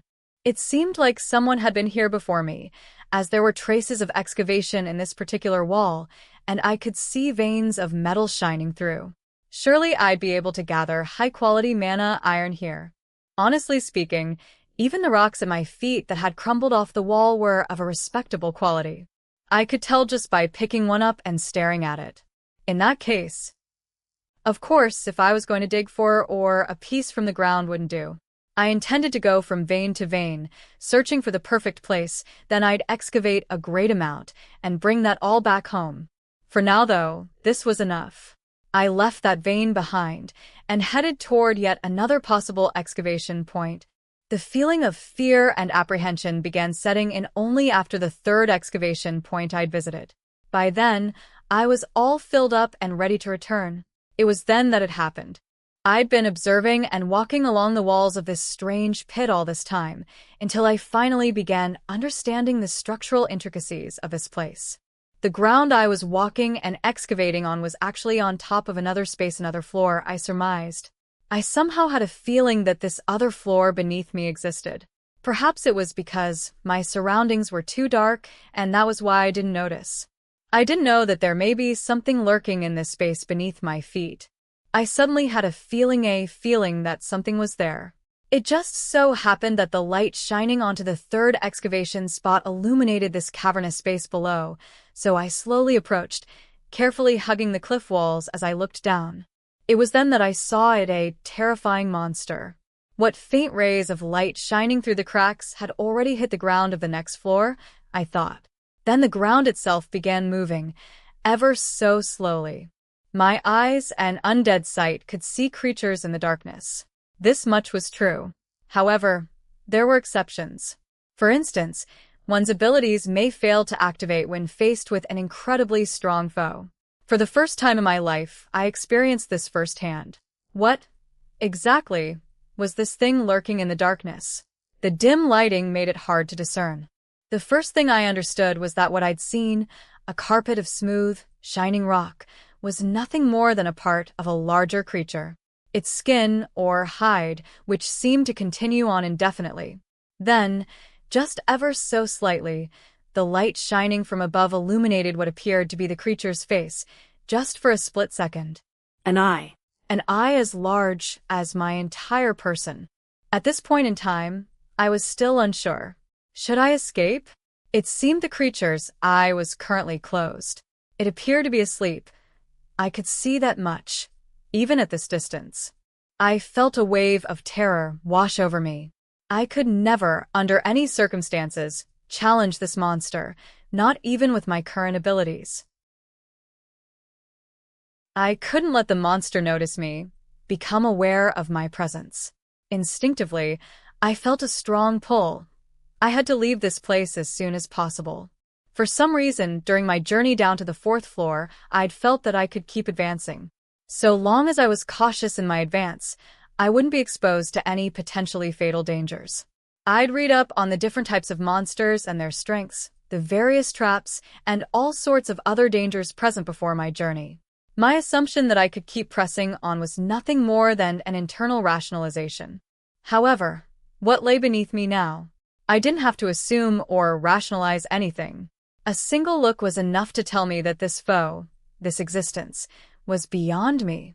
What lay beneath me was none other than an earth dragon. It had an almost frog-like, bearded face, with eyes that betrayed intelligence and logic. On its back were two tiny wings, seemingly out of place with the rest of its huge body. Its size, however, was anything but frog-like. 40? No. 50 meters, perhaps. It was huge, massive. Entire towns and cities would crumble to dust should it thrash around with its giant body. Buildings wouldn't even last a single second. There were even quite a few legends of angered earth dragons flattening entire villages, towns, and even kingdoms and countries. It did much more than just thrashing about. It could easily cause earthquakes with its sheer size and power. The earth would ripple and shake, buildings would crumble, streets would be swallowed and destroyed. Stones falling from the sky would make short work of any who attempted to escape, and those lucky enough to get out would become feed for its minions. To think something like that laid here. There were no reports. Nothing at all. Why? How? Something so large. There was no way no one knew about this. As I continued thinking, observing the earth dragon from a distance, its previously closed eyes suddenly opened. With a deafeningly loud rumble, the dragon stood and began moving. This was bad. Had I been found out? I see. So my life would end here and now. A familiar feeling assaulted my body. It was what I'd felt when I first encountered a dragon. A feeling close to surrender, yet much akin to release, along with the sheer emotional force of seeing a legendary creature up close. It was a relatively rare experience to feel.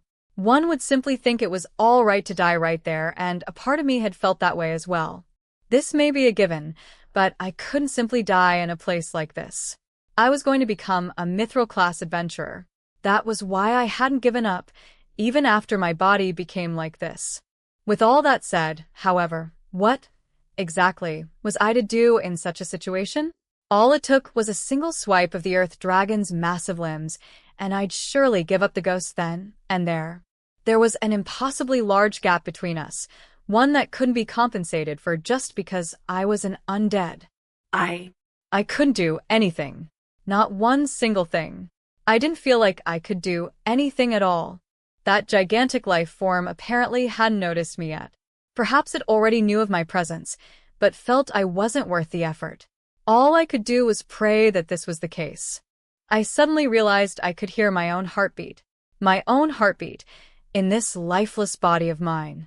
I felt a cold sweat come over me, my muscles slowly cramping up. I was shivering, but I did my best to stifle all sound, like my life depended on it. Then, for a single instant, I felt our eyes meet. Or maybe it was just my imagination. Slowly, the earth dragon turned around, and with its great limbs, began digging deeper and deeper. Its massive body began fading into the ground. Consider the fact that we were in the middle of a large, floating mountain. The so-called ground here was in fact hard, solid bedrock. Not that this mattered to the earth dragon. It simply continued to casually dig. As expected of an earth dragon. All I could do was stand there, taking the utmost care and not making a sound, as I did all I could to hide my presence. A small rain of rocks and debris was dislodged by the dragon's digging. I, in turn, had to deploy a shield spell. There was quite a bit for me to do. The dislodged rocks weren't even a type of attack, merely a side effect of the earth dragon's subterranean movement. However, each individual rock had as much force as the Terra Drake's stone spears. It was truly terrifying. Surely, a mithril-class adventurer would be able to fight something like that head-on. I suddenly became very aware of just how far away from my goal I was. One day, I would surely defeat this monster. One day, I thought, deeply and solemnly. I see. I was staring at where the earth dragon had once been. It was now a place dominated by loneliness, without a single trace of the sheer strength and power that was present there just moments ago. I stared out at the now empty space. Although the earth dragon had just been there, all that remained were a few fallen rocks. If this was how the beast had always moved around, then this was the reason why there'd been no reports of it up until now. Perhaps there had been an adventurer or two that had run into it, but they were either all dead or had kept their silence, in no small part due to the sheer terror they may have felt. If I weren't an undead and didn't have a different mentality from most humans, I could have simply stood still, unable to move, or perhaps even wet myself in fright. Such was the sheer terror I felt. I could feel the earth dragon's pressure, much like sharp pinpricks on my skin, even though it was now a fair distance away. If the earth dragon's mana was like that of a lake, then my reserves of mana would be nothing more than a cup of water. Given its massive size, even if I were to raise my sword against it, would my attacks feel like toothpicks pricking it? Would it even feel a thing? I didn't believe I could injure it, or do much of anything to it really. An adventurer who could remain calm in the face of such an encounter. At the very least, they would have to be platinum class. There wasn't a single one of those individuals who were based on the 4th floor. Sigh. Was my luck good today? Or was it terrible? I supposed not dying was a good thing. I made a mental note to be more careful in the future. I really should stop putting too much confidence in my abilities, even if it were for the sake of collecting information. Go home, Rent. Go home. I could no longer muster up the strength to do anything else today. All I wanted was to return home, tuck myself under clean sheets in a safe place, and sleep. And maybe I could get Lorraine to whip up some hot wine for me. Yes. Let's do that, Rent. Let's do that. An earth dragon, you say? I see you have had yet another outrageous encounter, Rent. Perhaps it is safe to assume that you are being haunted by something. Lorraine, the owner of this abode, said, exasperation and disbelief written all over her face. After my encounter with the great beast, I'd left the labyrinth of the new moon behind, returning back to the world above. After selling any and all perishable monster materials to the guild, I returned home, shaking and shivering all the way. I kept magic crystals and materials that weren't easily perishable, including the items required for the creation of Alizé's weapons. I couldn't exactly grab a hammer and start refining the mana iron in my possession, so I'd set it aside, intending to pay Clope a visit and put in the appropriate customer order. I'd take Alizé along in such an event. Clope had his quirks, ones I was familiar with. If the individual the weapon was being forged for wasn't present, I'd surely be bombarded with questions. Even I'd be willing to believe that at this point. For starters, what was an earth dragon doing there? There was no news. No news at all from the guild. Not to mention that was only the 4th floor. Isn't that strange? I said, gulping down the hot wine that Lorraine had made for me. I was almost complaining and airing my grievances, much like any drunk adventurer at a tavern. In truth, I wasn't really that drunk. The earth dragon appearing had nothing to do with Lorraine. I had no intentions of complaining to her of all people, but I just needed to voice my discontent, my outrage at something. I just had to. It was like this. The situation I'd faced was much like that of an ogre suddenly appearing on the 1st floor of the moon's reflection. Or perhaps a giant horde of goblins suddenly appearing in the streets of a relatively safe city. It was an unreasonable occurrence. No matter how much one prepared, it was simply impossible to avoid situations like that. Even if one were to escape calmly and rationally, one would first need to have the capabilities and strength of a platinum-class adventurer, so it goes without saying that I couldn't match that by any means at this point. It was impossible. Perhaps it was because Lorraine understood how I felt, or because she'd seen through my drunken ramblings and simply let it slide, but she responded with an empathic smile. Well, Rent, it is not impossible for a strong monster to appear on a shallow floor. But an earth dragon on the 4th floor is truly unreasonable. It goes beyond you simply having bad luck. However, you returned with your life intact. Should you not be grateful about that? Come now. I have made quite a few dishes for you to eat. How are they? Delicious? No. The table was lined with plates of food, all prepared on a much grander and luxurious scale than usual. Each of these items was made by Lorraine's very own hands, and adequately infused with some droplets of blood, so they'd taste palatable to me. The food was truly delicious, as was the wine. No. Gulp, gulp. No, wait. That wasn't it. It's delicious, but… Was Lorraine attempting to distract me from the issue? I looked up, looking into her eyes. She nodded curtly in response. Well, yes.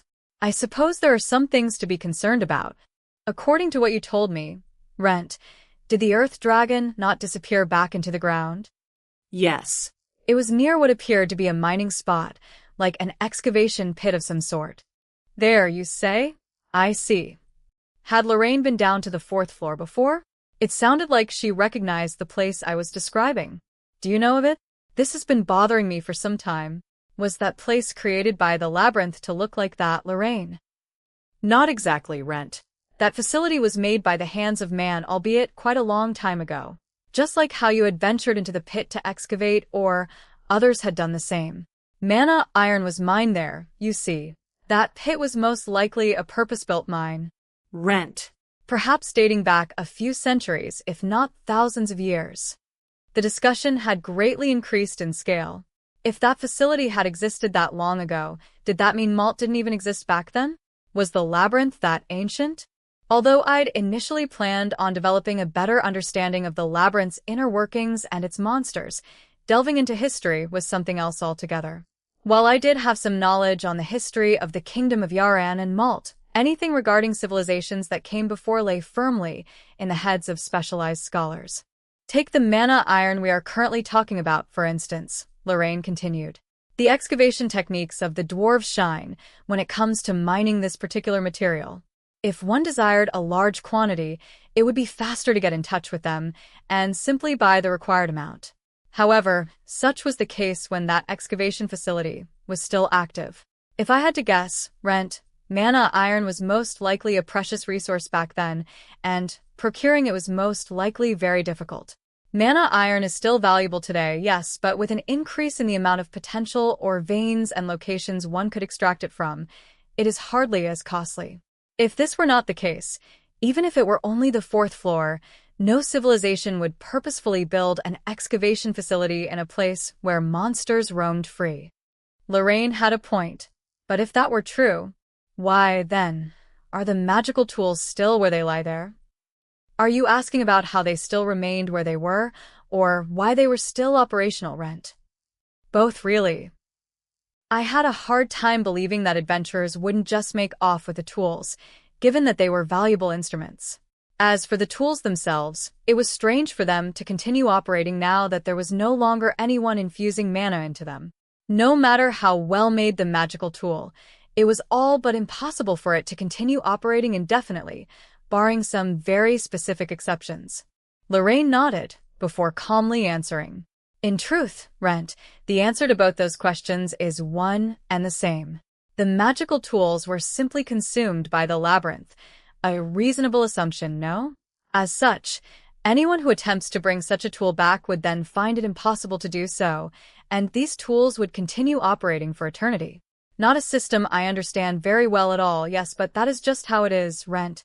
There is little to be done about it. Consumed by the labyrinth. This referred to the phenomenon of dead adventurers and monsters eventually disappearing if left alone for long enough in the labyrinths. Were magical tools susceptible to this too? However, considering the fact that the weapons of dead adventurers occasionally appeared in treasure chests, I suppose that wasn't too strange. But in that case, were there instances of items being consumed by the labyrinth, then reproduced as they were before? I'd certainly heard of no such phenomenon. Ah, yes. There are, in fact, some examples, Rent. Not many, but enough for our purposes. Have you heard the story of Good King Felt, Rent? The king who built a city within a labyrinth. Good King Felt. It was a story of a king who'd left his original kingdom, leading an ethnic group of citizens who were being unfairly persecuted by the kingdom. They wandered the lands, eventually chancing upon a gigantic labyrinth, within which the good king built a city. Or, so the legend goes. The story was featured often in picture books, plays, and the like. Good King Felt was a well-known folk story character. Of course I knew about him. Ah, I have. But what of it? That is no mere story, Rent. It is a historic record of events. I know of the labyrinth that he had built his city in, And there, standing to this day, is that exact same city. What? I'd never heard of anything like that. As if anticipating my surprise, Lorraine continued on coolly. Yes, yes, Rent. I know how you must feel. However, you must keep this fact to yourself, yes? That the story of Good King felt is real. After all, the existence of this city is still treated as a huge secret in my own hometown to this day. If you value your life, Rent, then surely you will remain silent. Come on now. I've been suddenly told of this terrible secret, and now it's sat in my mind. Given these facts, Lorraine, ignoring my protests, continued on once more. The case of the excavation facility is not all that strange, Rent. But of course, the only one in this kingdom who would believe in such a theory is yours truly. What do you mean? You see, Rent, the people of this kingdom, be it the Adventurers Guild or the townsfolk of Malt, all of them simply assume that the excavation facility on the 4th floor is an oddity created by the labyrinth. But of course they would think they way. The theory of man-made magical tools installed by the hands of man being absorbed by the labyrinth and made to work forever. Hardly a popular theory, I would say. Do you believe in it, Rent? I snorted slightly at Lorraine's question. But of course I believed it. Did Lorraine even have to ask such a question? It's almost like you're testing me with those words, Lorraine. Surely you understand as well. There's no reason to not believe what you said. If I began doubting your words, then who would I trust? Who is the individual who'd so seriously investigated and researched this body of mine, if not you yourself? I spoke true. I'd be hard-pressed to find anyone who'd believe a tale as tall as mine. In fact, I couldn't think of anyone other than Lorraine who'd actually conduct research sincerely regarding my condition. Hypothetically speaking, there'd probably be a few individuals who'd be all too eager to examine me should I show them my body and ask them to teach me its secrets. But those individuals would most likely treat me as a lab animal, a test subject, and would butcher me terribly, leaving me to wander in one research facility or other. I'd be like a caged bird for the rest of my life. At the very least, I was sure they wouldn't allow me to roam about as freely as I could now. Lorraine smiled at my slightly heated response. Yes, yes. It is as you say, Rent. I apologize. Perhaps I, too, am a little drunk. For a moment, it seemed like Lorraine was looking toward an unseen place far, far away. I inquired after her, concerned. Lorraine shook her head slowly. No, it is nothing. I was simply reminiscing about the time I had spent back in my homeland. After all, the people there treated me as an oddity, an irregular, no matter what I said. It was extremely rare for Lorraine to speak of her past. Her homeland, if memory served, it was the kingdom that Lorraine had lived in before she came to Yaran. If I could recall, it was known as the Land of Knowledge. What exactly was it again? Your homeland? Was it the Empire of Rearmut? Yes, that is it. Quite the memory you have. A rural bumpkin I may be, but surely I'd remember the hometown of a dear friend, though it is quite far, and I've never set foot on its lands. From what I'd heard, the Empire occupied a large area of land and was based somewhere in the west. In addition, the Church of Lobelia had quite the presence in the Empire. But of course, I'd heard all this from Lorraine. The Kingdom of Yaran, being a small kingdom in the east, hardly felt the influence of the Empire. Perhaps it was more accurate to say that the Empire of Rearmut simply had no interest in a small, boring kingdom like Yaran. Yaran wasn't even really known for any notable exports. The Empire had nothing to gain by conquering this place. That was what I thought, having lived for most of my life in this kingdom myself. If the Empire of Rearmut ever did invade Yaran, it would be after Yaran itself had been absorbed into some other, bigger kingdom. After all, Yaran was a boring, rural kingdom, and that was all it was. I felt sad just thinking of that. It wasn't that bad a kingdom, all things considered. Though, many other aspects of Yaran did leave much to be desired. Unaware of my inner monologues, Lorraine pressed on. Unlike the kingdom of Yaran, the flow of time almost seemed faster in that place. Now that I think of it, it was truly a tiring existence. Its citizens would work hard every day, kicking their competition to the side, or using them as stepping stones on their way to the top. The empire was filled with such individuals. Considering that the empire and its citizens were reasonably prosperous, I suppose I cannot fault their approach, but it was a good example of a lack of moderation, if nothing else. Is that why you came here? Lorraine seemed to freeze up slightly at my question, but eventually nodded. That was one of the bigger reasons, yes. Perhaps I could say I was simply searching for some peace. But enough of that. I lived quite the different life back in the Empire than the one I do now, you see. I was quite the academic elite. If I felt really up to it, I could easily aim for the seat of Chancellor at Rearmut's first university. I tilted my head at the unfamiliar noun. A mouthful for a country bumpkin such as myself. What is this, Rearmut First University? My alma mater, I suppose. A castle of knowledge, and one of the most prestigious in the Empire. However, anyone could enroll, so long as they worked hard. Not too impressive from that angle, yes. The seat of Chancellor was one that was most desired among the Empire's academics, well, one of them, anyway. I, too, was no exception. I had attempted to obtain that very same seat for myself. Many things happened, and I had quite a few achievements under my belt. However, there were quite a few individuals who got in my way, for the purposes of obstructing my research, of course. I had laid out some truths, yes, in ways anyone could understand.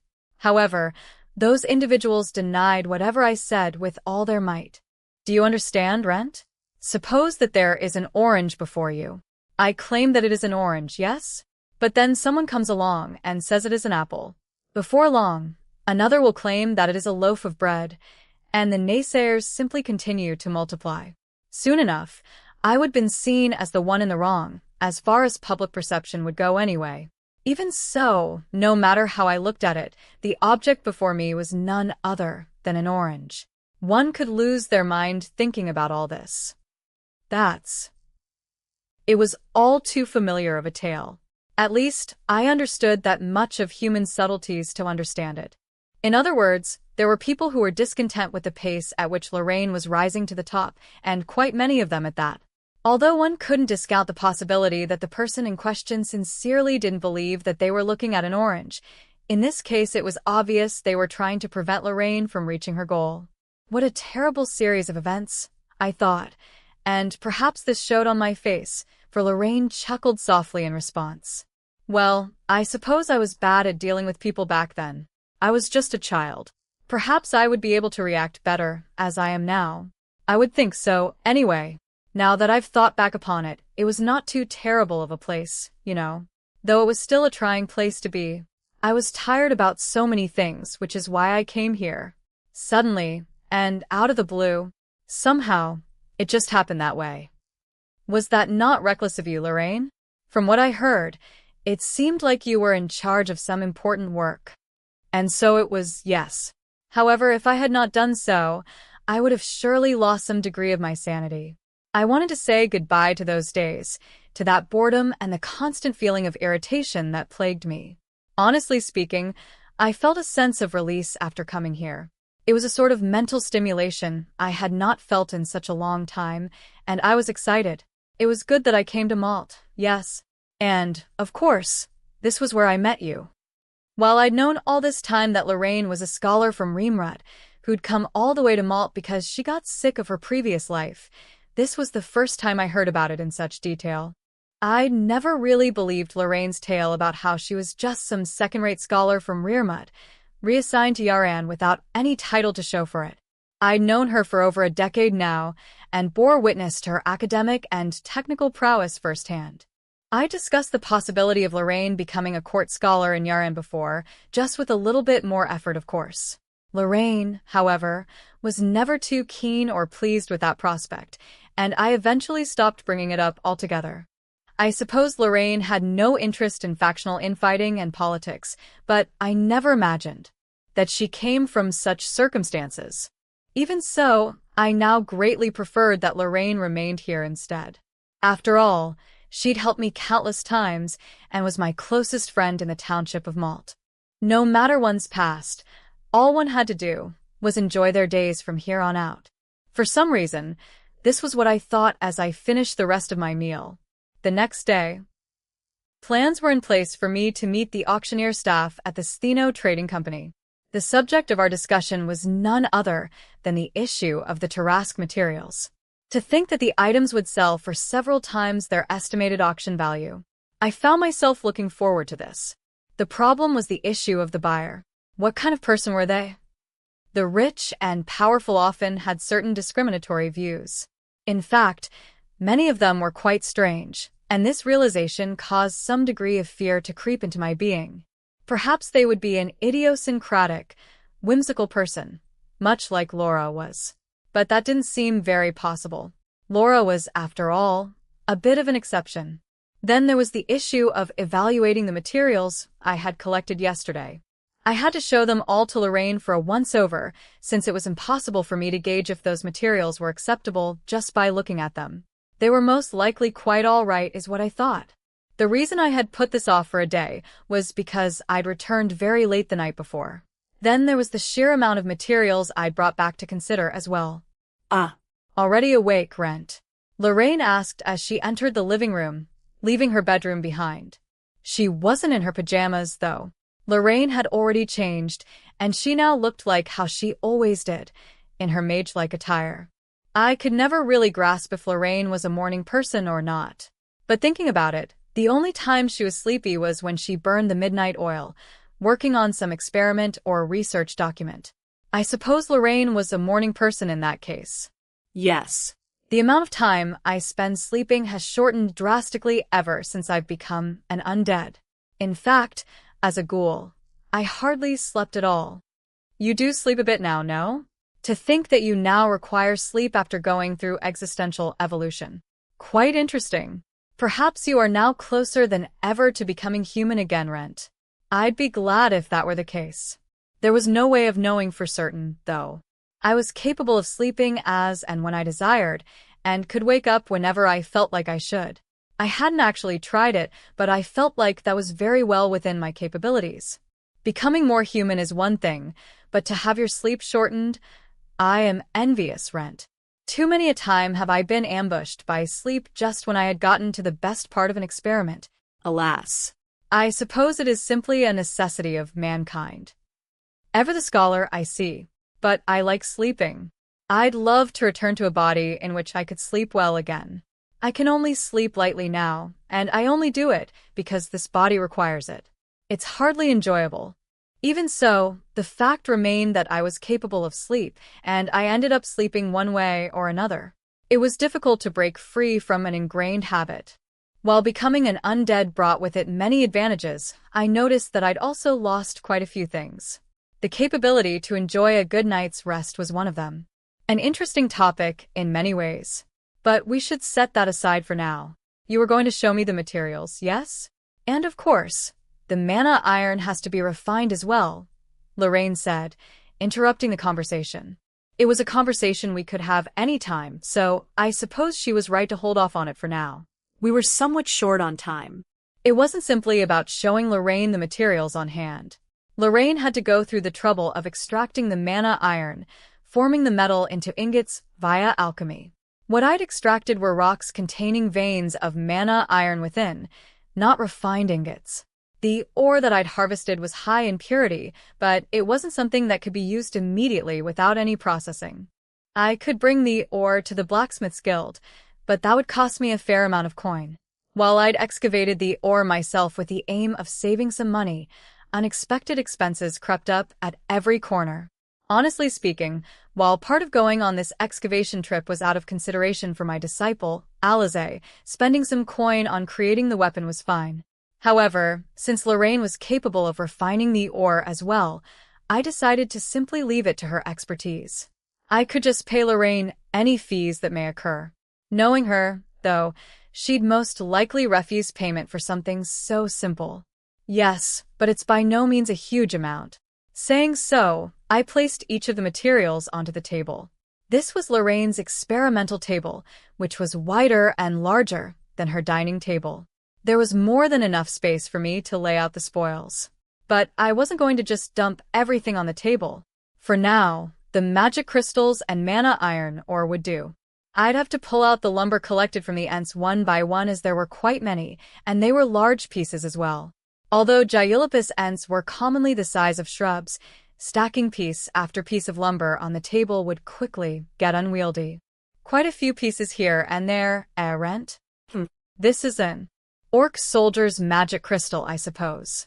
As expected of Lorraine, she was able to tell which monster it came from by size alone. While magic crystals had quite a few distinctive characteristics, including color and shape, to be able to identify the monster it came from just by looking at a crystal was surprisingly difficult to do. At the very least, I couldn't do it. The quality of a crystal was easy to discern at a glance. This was an important fact, considering quality was often linked to price. The ability to tell if a crystal was worth much at all was what truly defined one as an adventurer. Those who were able to precisely identify a crystal, however, were in another class altogether. The dissection chamber staff, or hobbyists who loved to collect crystals, and Lorraine, of course. These people had an almost encyclopedic knowledge of magic crystals. Yes. This one came from the second floor. The second floor, Rent? Oh. Then perhaps a flood is imminent, yes? Rare monsters appear in such events, and I do look forward to it. But you shouldn't be enjoying floods at all, Lorraine. It'd be best if it didn't happen in the first place. Even so, floods weren't too dangerous, so long as the adequate preparations were made. If the flood were severe, it was very possible for it to wipe out nearby towns and cities, but such occurrences were rare. True, yes, but no matter how much one struggles, floods are bound to happen. In which case, would it not be more advantageous to enjoy them? Well, I suppose, if you put it that way. Yes, as for the mana iron. As expected, Rent. This is some good quality, or this is. Lorraine raised up a piece of, or she held in her hand. She stared at it for a while, saying nothing. What is it, Lorraine? I asked as she continued inspecting the piece. Do you not see the difference in color, Rent? As she said, there were traces of yellow in the mana iron or piece. Mana iron was, from what I knew, usually more purplish in color. Why, then, were there traces of yellow in this rock? How mysterious. Could you explain? If I had to guess, you excavated this where the earth dragon was, yes? Most likely, the mana of that creature has changed the characteristics of the metal within. After all, mana iron is highly sensitive to mana, even without any refinement. Even so, such a pronounced example is somewhat rare for all intents and purposes. Do you mean to say it's no longer usable as mana iron, Lorraine? If that really were the case, I'd have wasted my entire excavation trip. To think I'd given it my all, shaking as I ran home all the way after escaping from the Earth Dragon. Now they were all unusable? This was too much. Lorraine, however, quickly assuaged my fears. Not to worry, Rent. To begin with, there are quite a few pieces in here that have not been affected. If you ever need mana iron in the future, we could simply draw from the supply. However, the affected pieces... Are they defective after all? Nothing like that, Rent. In fact, it is quite the opposite. Mana iron that has been altered by an Earth Dragon's mana. This type of material would easily fetch a large sum of coin. You could even smelt weapons or equipment from it. Magical tools even. Perhaps they might even come with a special effect or two. A special effect, you say? Lorraine nodded, providing her answer. I cannot be absolutely sure that this piece in my hands would have the same effect, but, say, a sword forged of enchanted ore like this could very well summon spears of rock and earth without expending the user's mana. In other words, this ore could be used to smelt enchanted swords, armor, even magical tools of the same vein. The possibility is somewhat high. Enchanted swords and armor. Basically, equipment that had been enchanted with strong magic. They would be special pieces of equipment. They were exceedingly rare, and if one were to purchase them, one would best prepare for several platinum pieces to disappear from one's wallet. However, with all that said, there were actually quite a few individuals who used such weapons. They were either very skilled or very wealthy. A second-rate adventurer much like myself would usually have nothing to do with items like that. If I were to ever wield such an item, It'd be after slaving away at numerous requests, saving up a large sum of coin. Or perhaps I'd increase my adventurer rank, become famous, and receive it as a reward from a client. Oh, or perhaps I'd be lucky and find one in a chest in a labyrinth.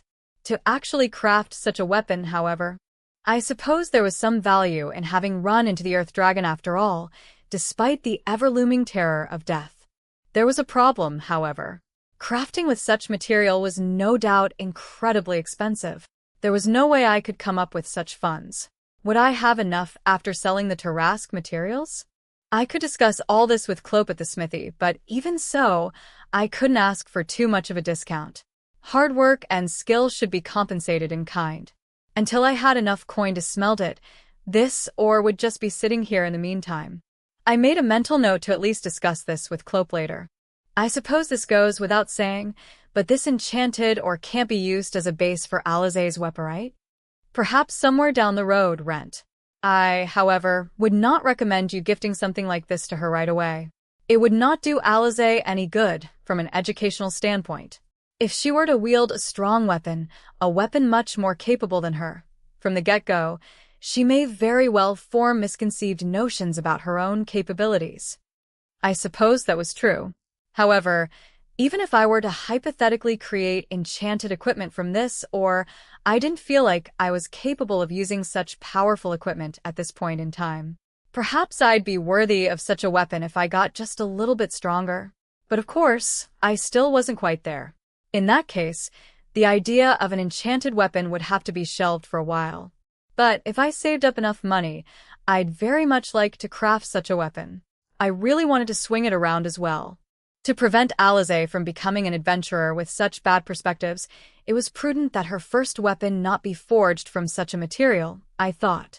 Well, then, I'll discuss this with Clope later. Now, for the remaining ingredients. I collected quite a few types of lumber from the Gyolopus Ents. Would these do as materials for the wands? I arranged the magic crystals and ore neatly on one side of the table before placing down the pieces of wood I'd gathered from the Ents. I didn't take out everything, of course, but a bit of a sample from each.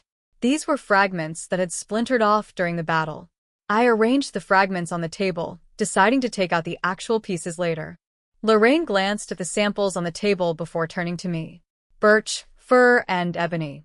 I see.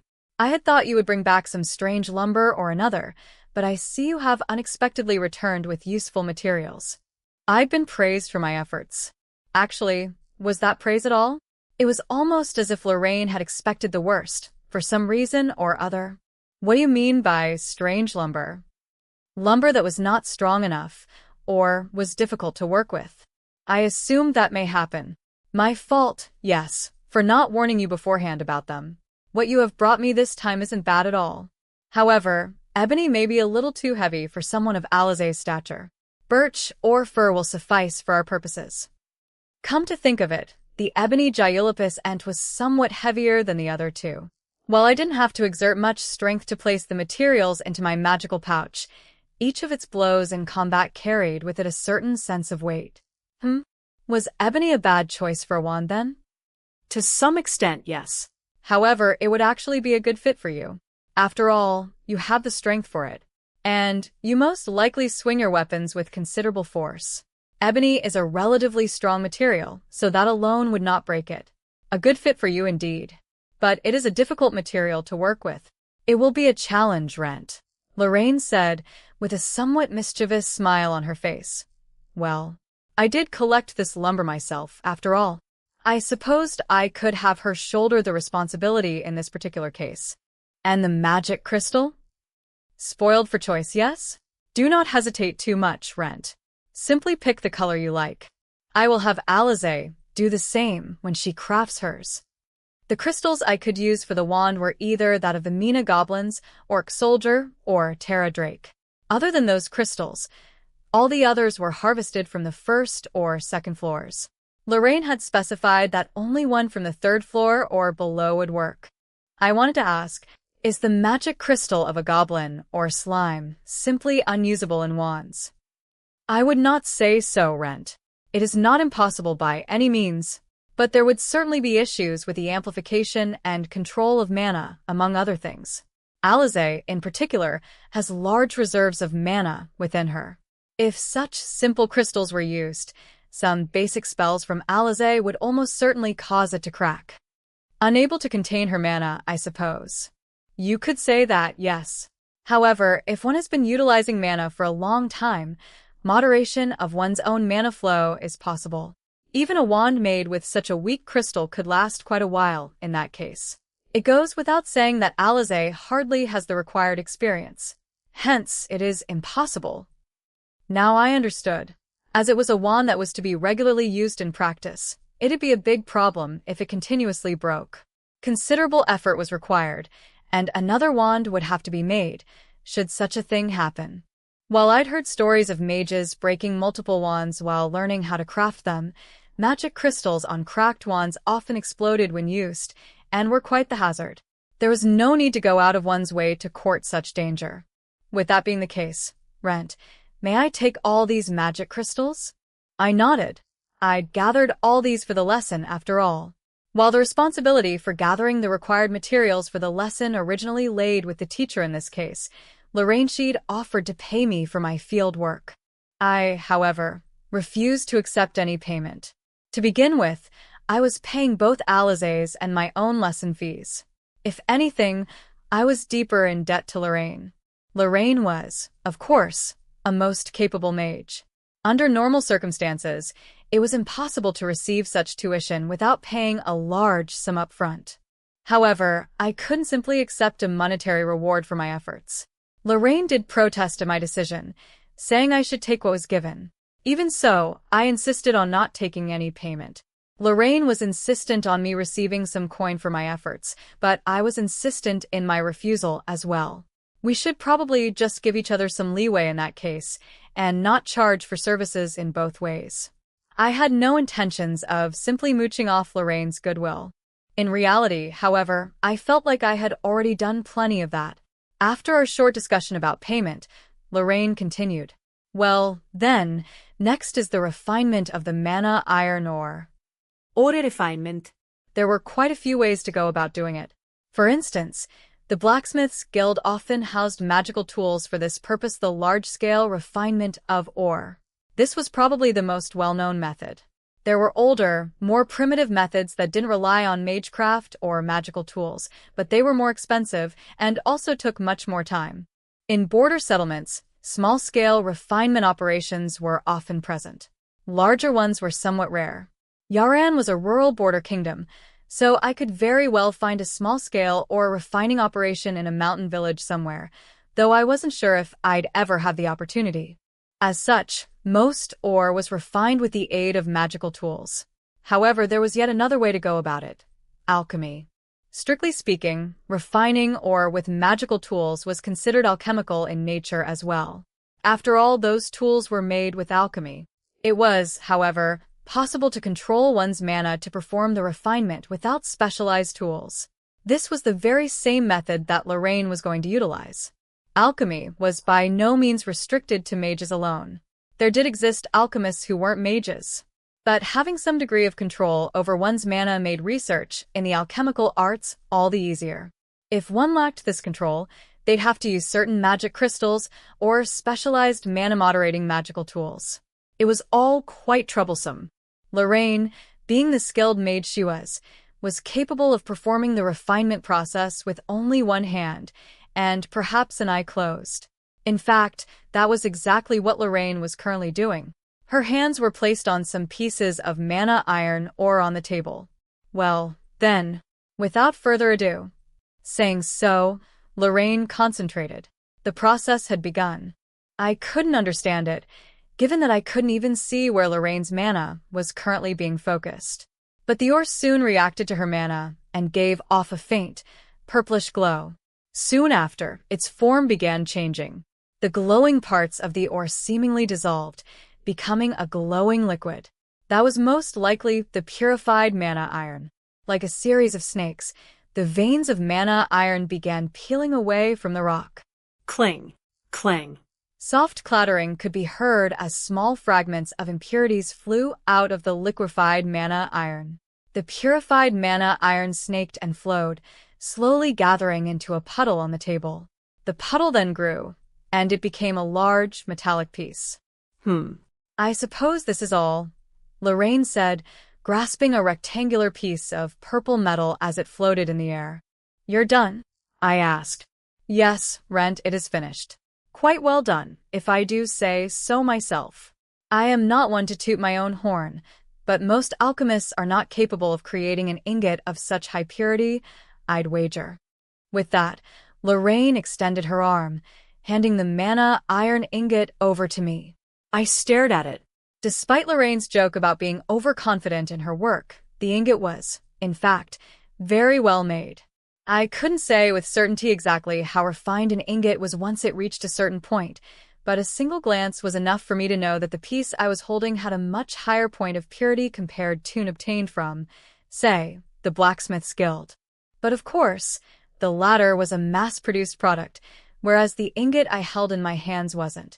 The methodology employed was different as well. Considering the fact that a smelter usually improved upon the quality of ingots after receiving them from the guild, it was simply impossible to compare the two. The piece I held in my hands was of a much higher quality. All in all, Lorraine had done more than well enough on her task. I may as well deal with all the other pieces as well. Would you prefer that, Rent? Lorraine asked. I nodded in response, emptying out all the mana iron ore pieces in my bag onto the table. Some of the enchanted pieces are in here as well. I'll split them up. Other than the yellowed pieces, should I just gather all the rest? Yes, the enchanted ore. While there would be some pieces with alterations on the inside, I will deal with that during the process. I could do all of it at once, but it is indeed tiring. Splitting them up would be the wiser choice here. It seemed that Lorraine was more than capable of purifying both the normal mana iron and the ore that had been enchanted with the Earth Dragon's mana. This was apparently more mana-intensive, however, so I set about separating them. From what Lorraine had said, the chance of failure was much higher should the two be mixed together.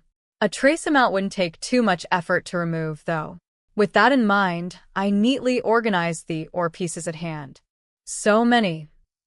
Lorraine wasn't referring to the amount of mana iron on the table, but to the enchanted ore that had been tinted with the Earth Dragon's mana. About a third of the pieces were that way. From what I could see, quite a few ingots could be created. Are you sure this Earth Dragon of yours did not simply release a wave of mana into its surroundings? Normal adventurers would most likely have passed out had they been present. Lorraine said, ever so casually stating a terrifying fact. It may very well have been due to this body of mine that I didn't suffer any ill effects. A normal adventurer wouldn't have died had they been present, but they could have been attacked by monsters in the vicinity after passing out, which would eventually lead to their deaths. No point dallying, yes? Lorraine placed her hands over the pile of normal mana iron and began focusing once more. Her progress was much faster this time around. Perhaps she'd developed a better understanding of the metal structure. Ingot after ingot piled up on the table. All right then, this is all we get, Lorraine said, about half an hour after the purification process had started. She was incredibly fast. The average alchemist, in comparison, would take a full day to do what Lorraine just did before my eyes. Next would be this. Lorraine placed her hands over the enchanted ore. I could sense her concentrating as the ore began responding. Will you be all right, Lorraine? I couldn't help but be worried. The sheer speed at which she worked was somewhat intimidating. This is nothing, Lorraine said as ingots began piling up once more. Unlike the purple mana iron ingots that I was now used to seeing, these new ingots were yellow. They were yellow, but they were also more pure in appearance. While their glow was somewhat faint, I could feel a certain sense of pressure and aura that was absent from the normal mana iron ingots. Was it just my imagination? All right then. I suppose we are done, Lorraine said after 10 minutes, a significant decrease from the batch before. Even so, her work was perfect as far as I could tell. As expected of you, Lorraine. But for you to do all this for free, I feel guilty. I would have expected to spend at least 1 gold coin if I'd gone to an average alchemist.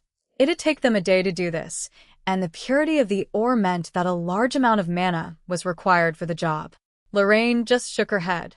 Should I be feeling guilty for the fact that I am researching a unique existence in the world then? Rent? One that could not be found anywhere else? Surely such an experience would be worth 1,000 pieces of gold coins, if not more. After all, it is very much possible to find an alchemist who is capable of doing what I just did, but impossible to find a being such as yourself. Don't worry too much about it, Rent. Was I the only one of my kind? At the very least, I hadn't met anyone else who was quite like me, and neither had Lorraine. The prerequisite of being eaten whole by a dragon was quite the tall barrier to entry in and of itself. Well, then, I suppose we could consider this a fair exchange of services? Lorraine nodded at my suggestion.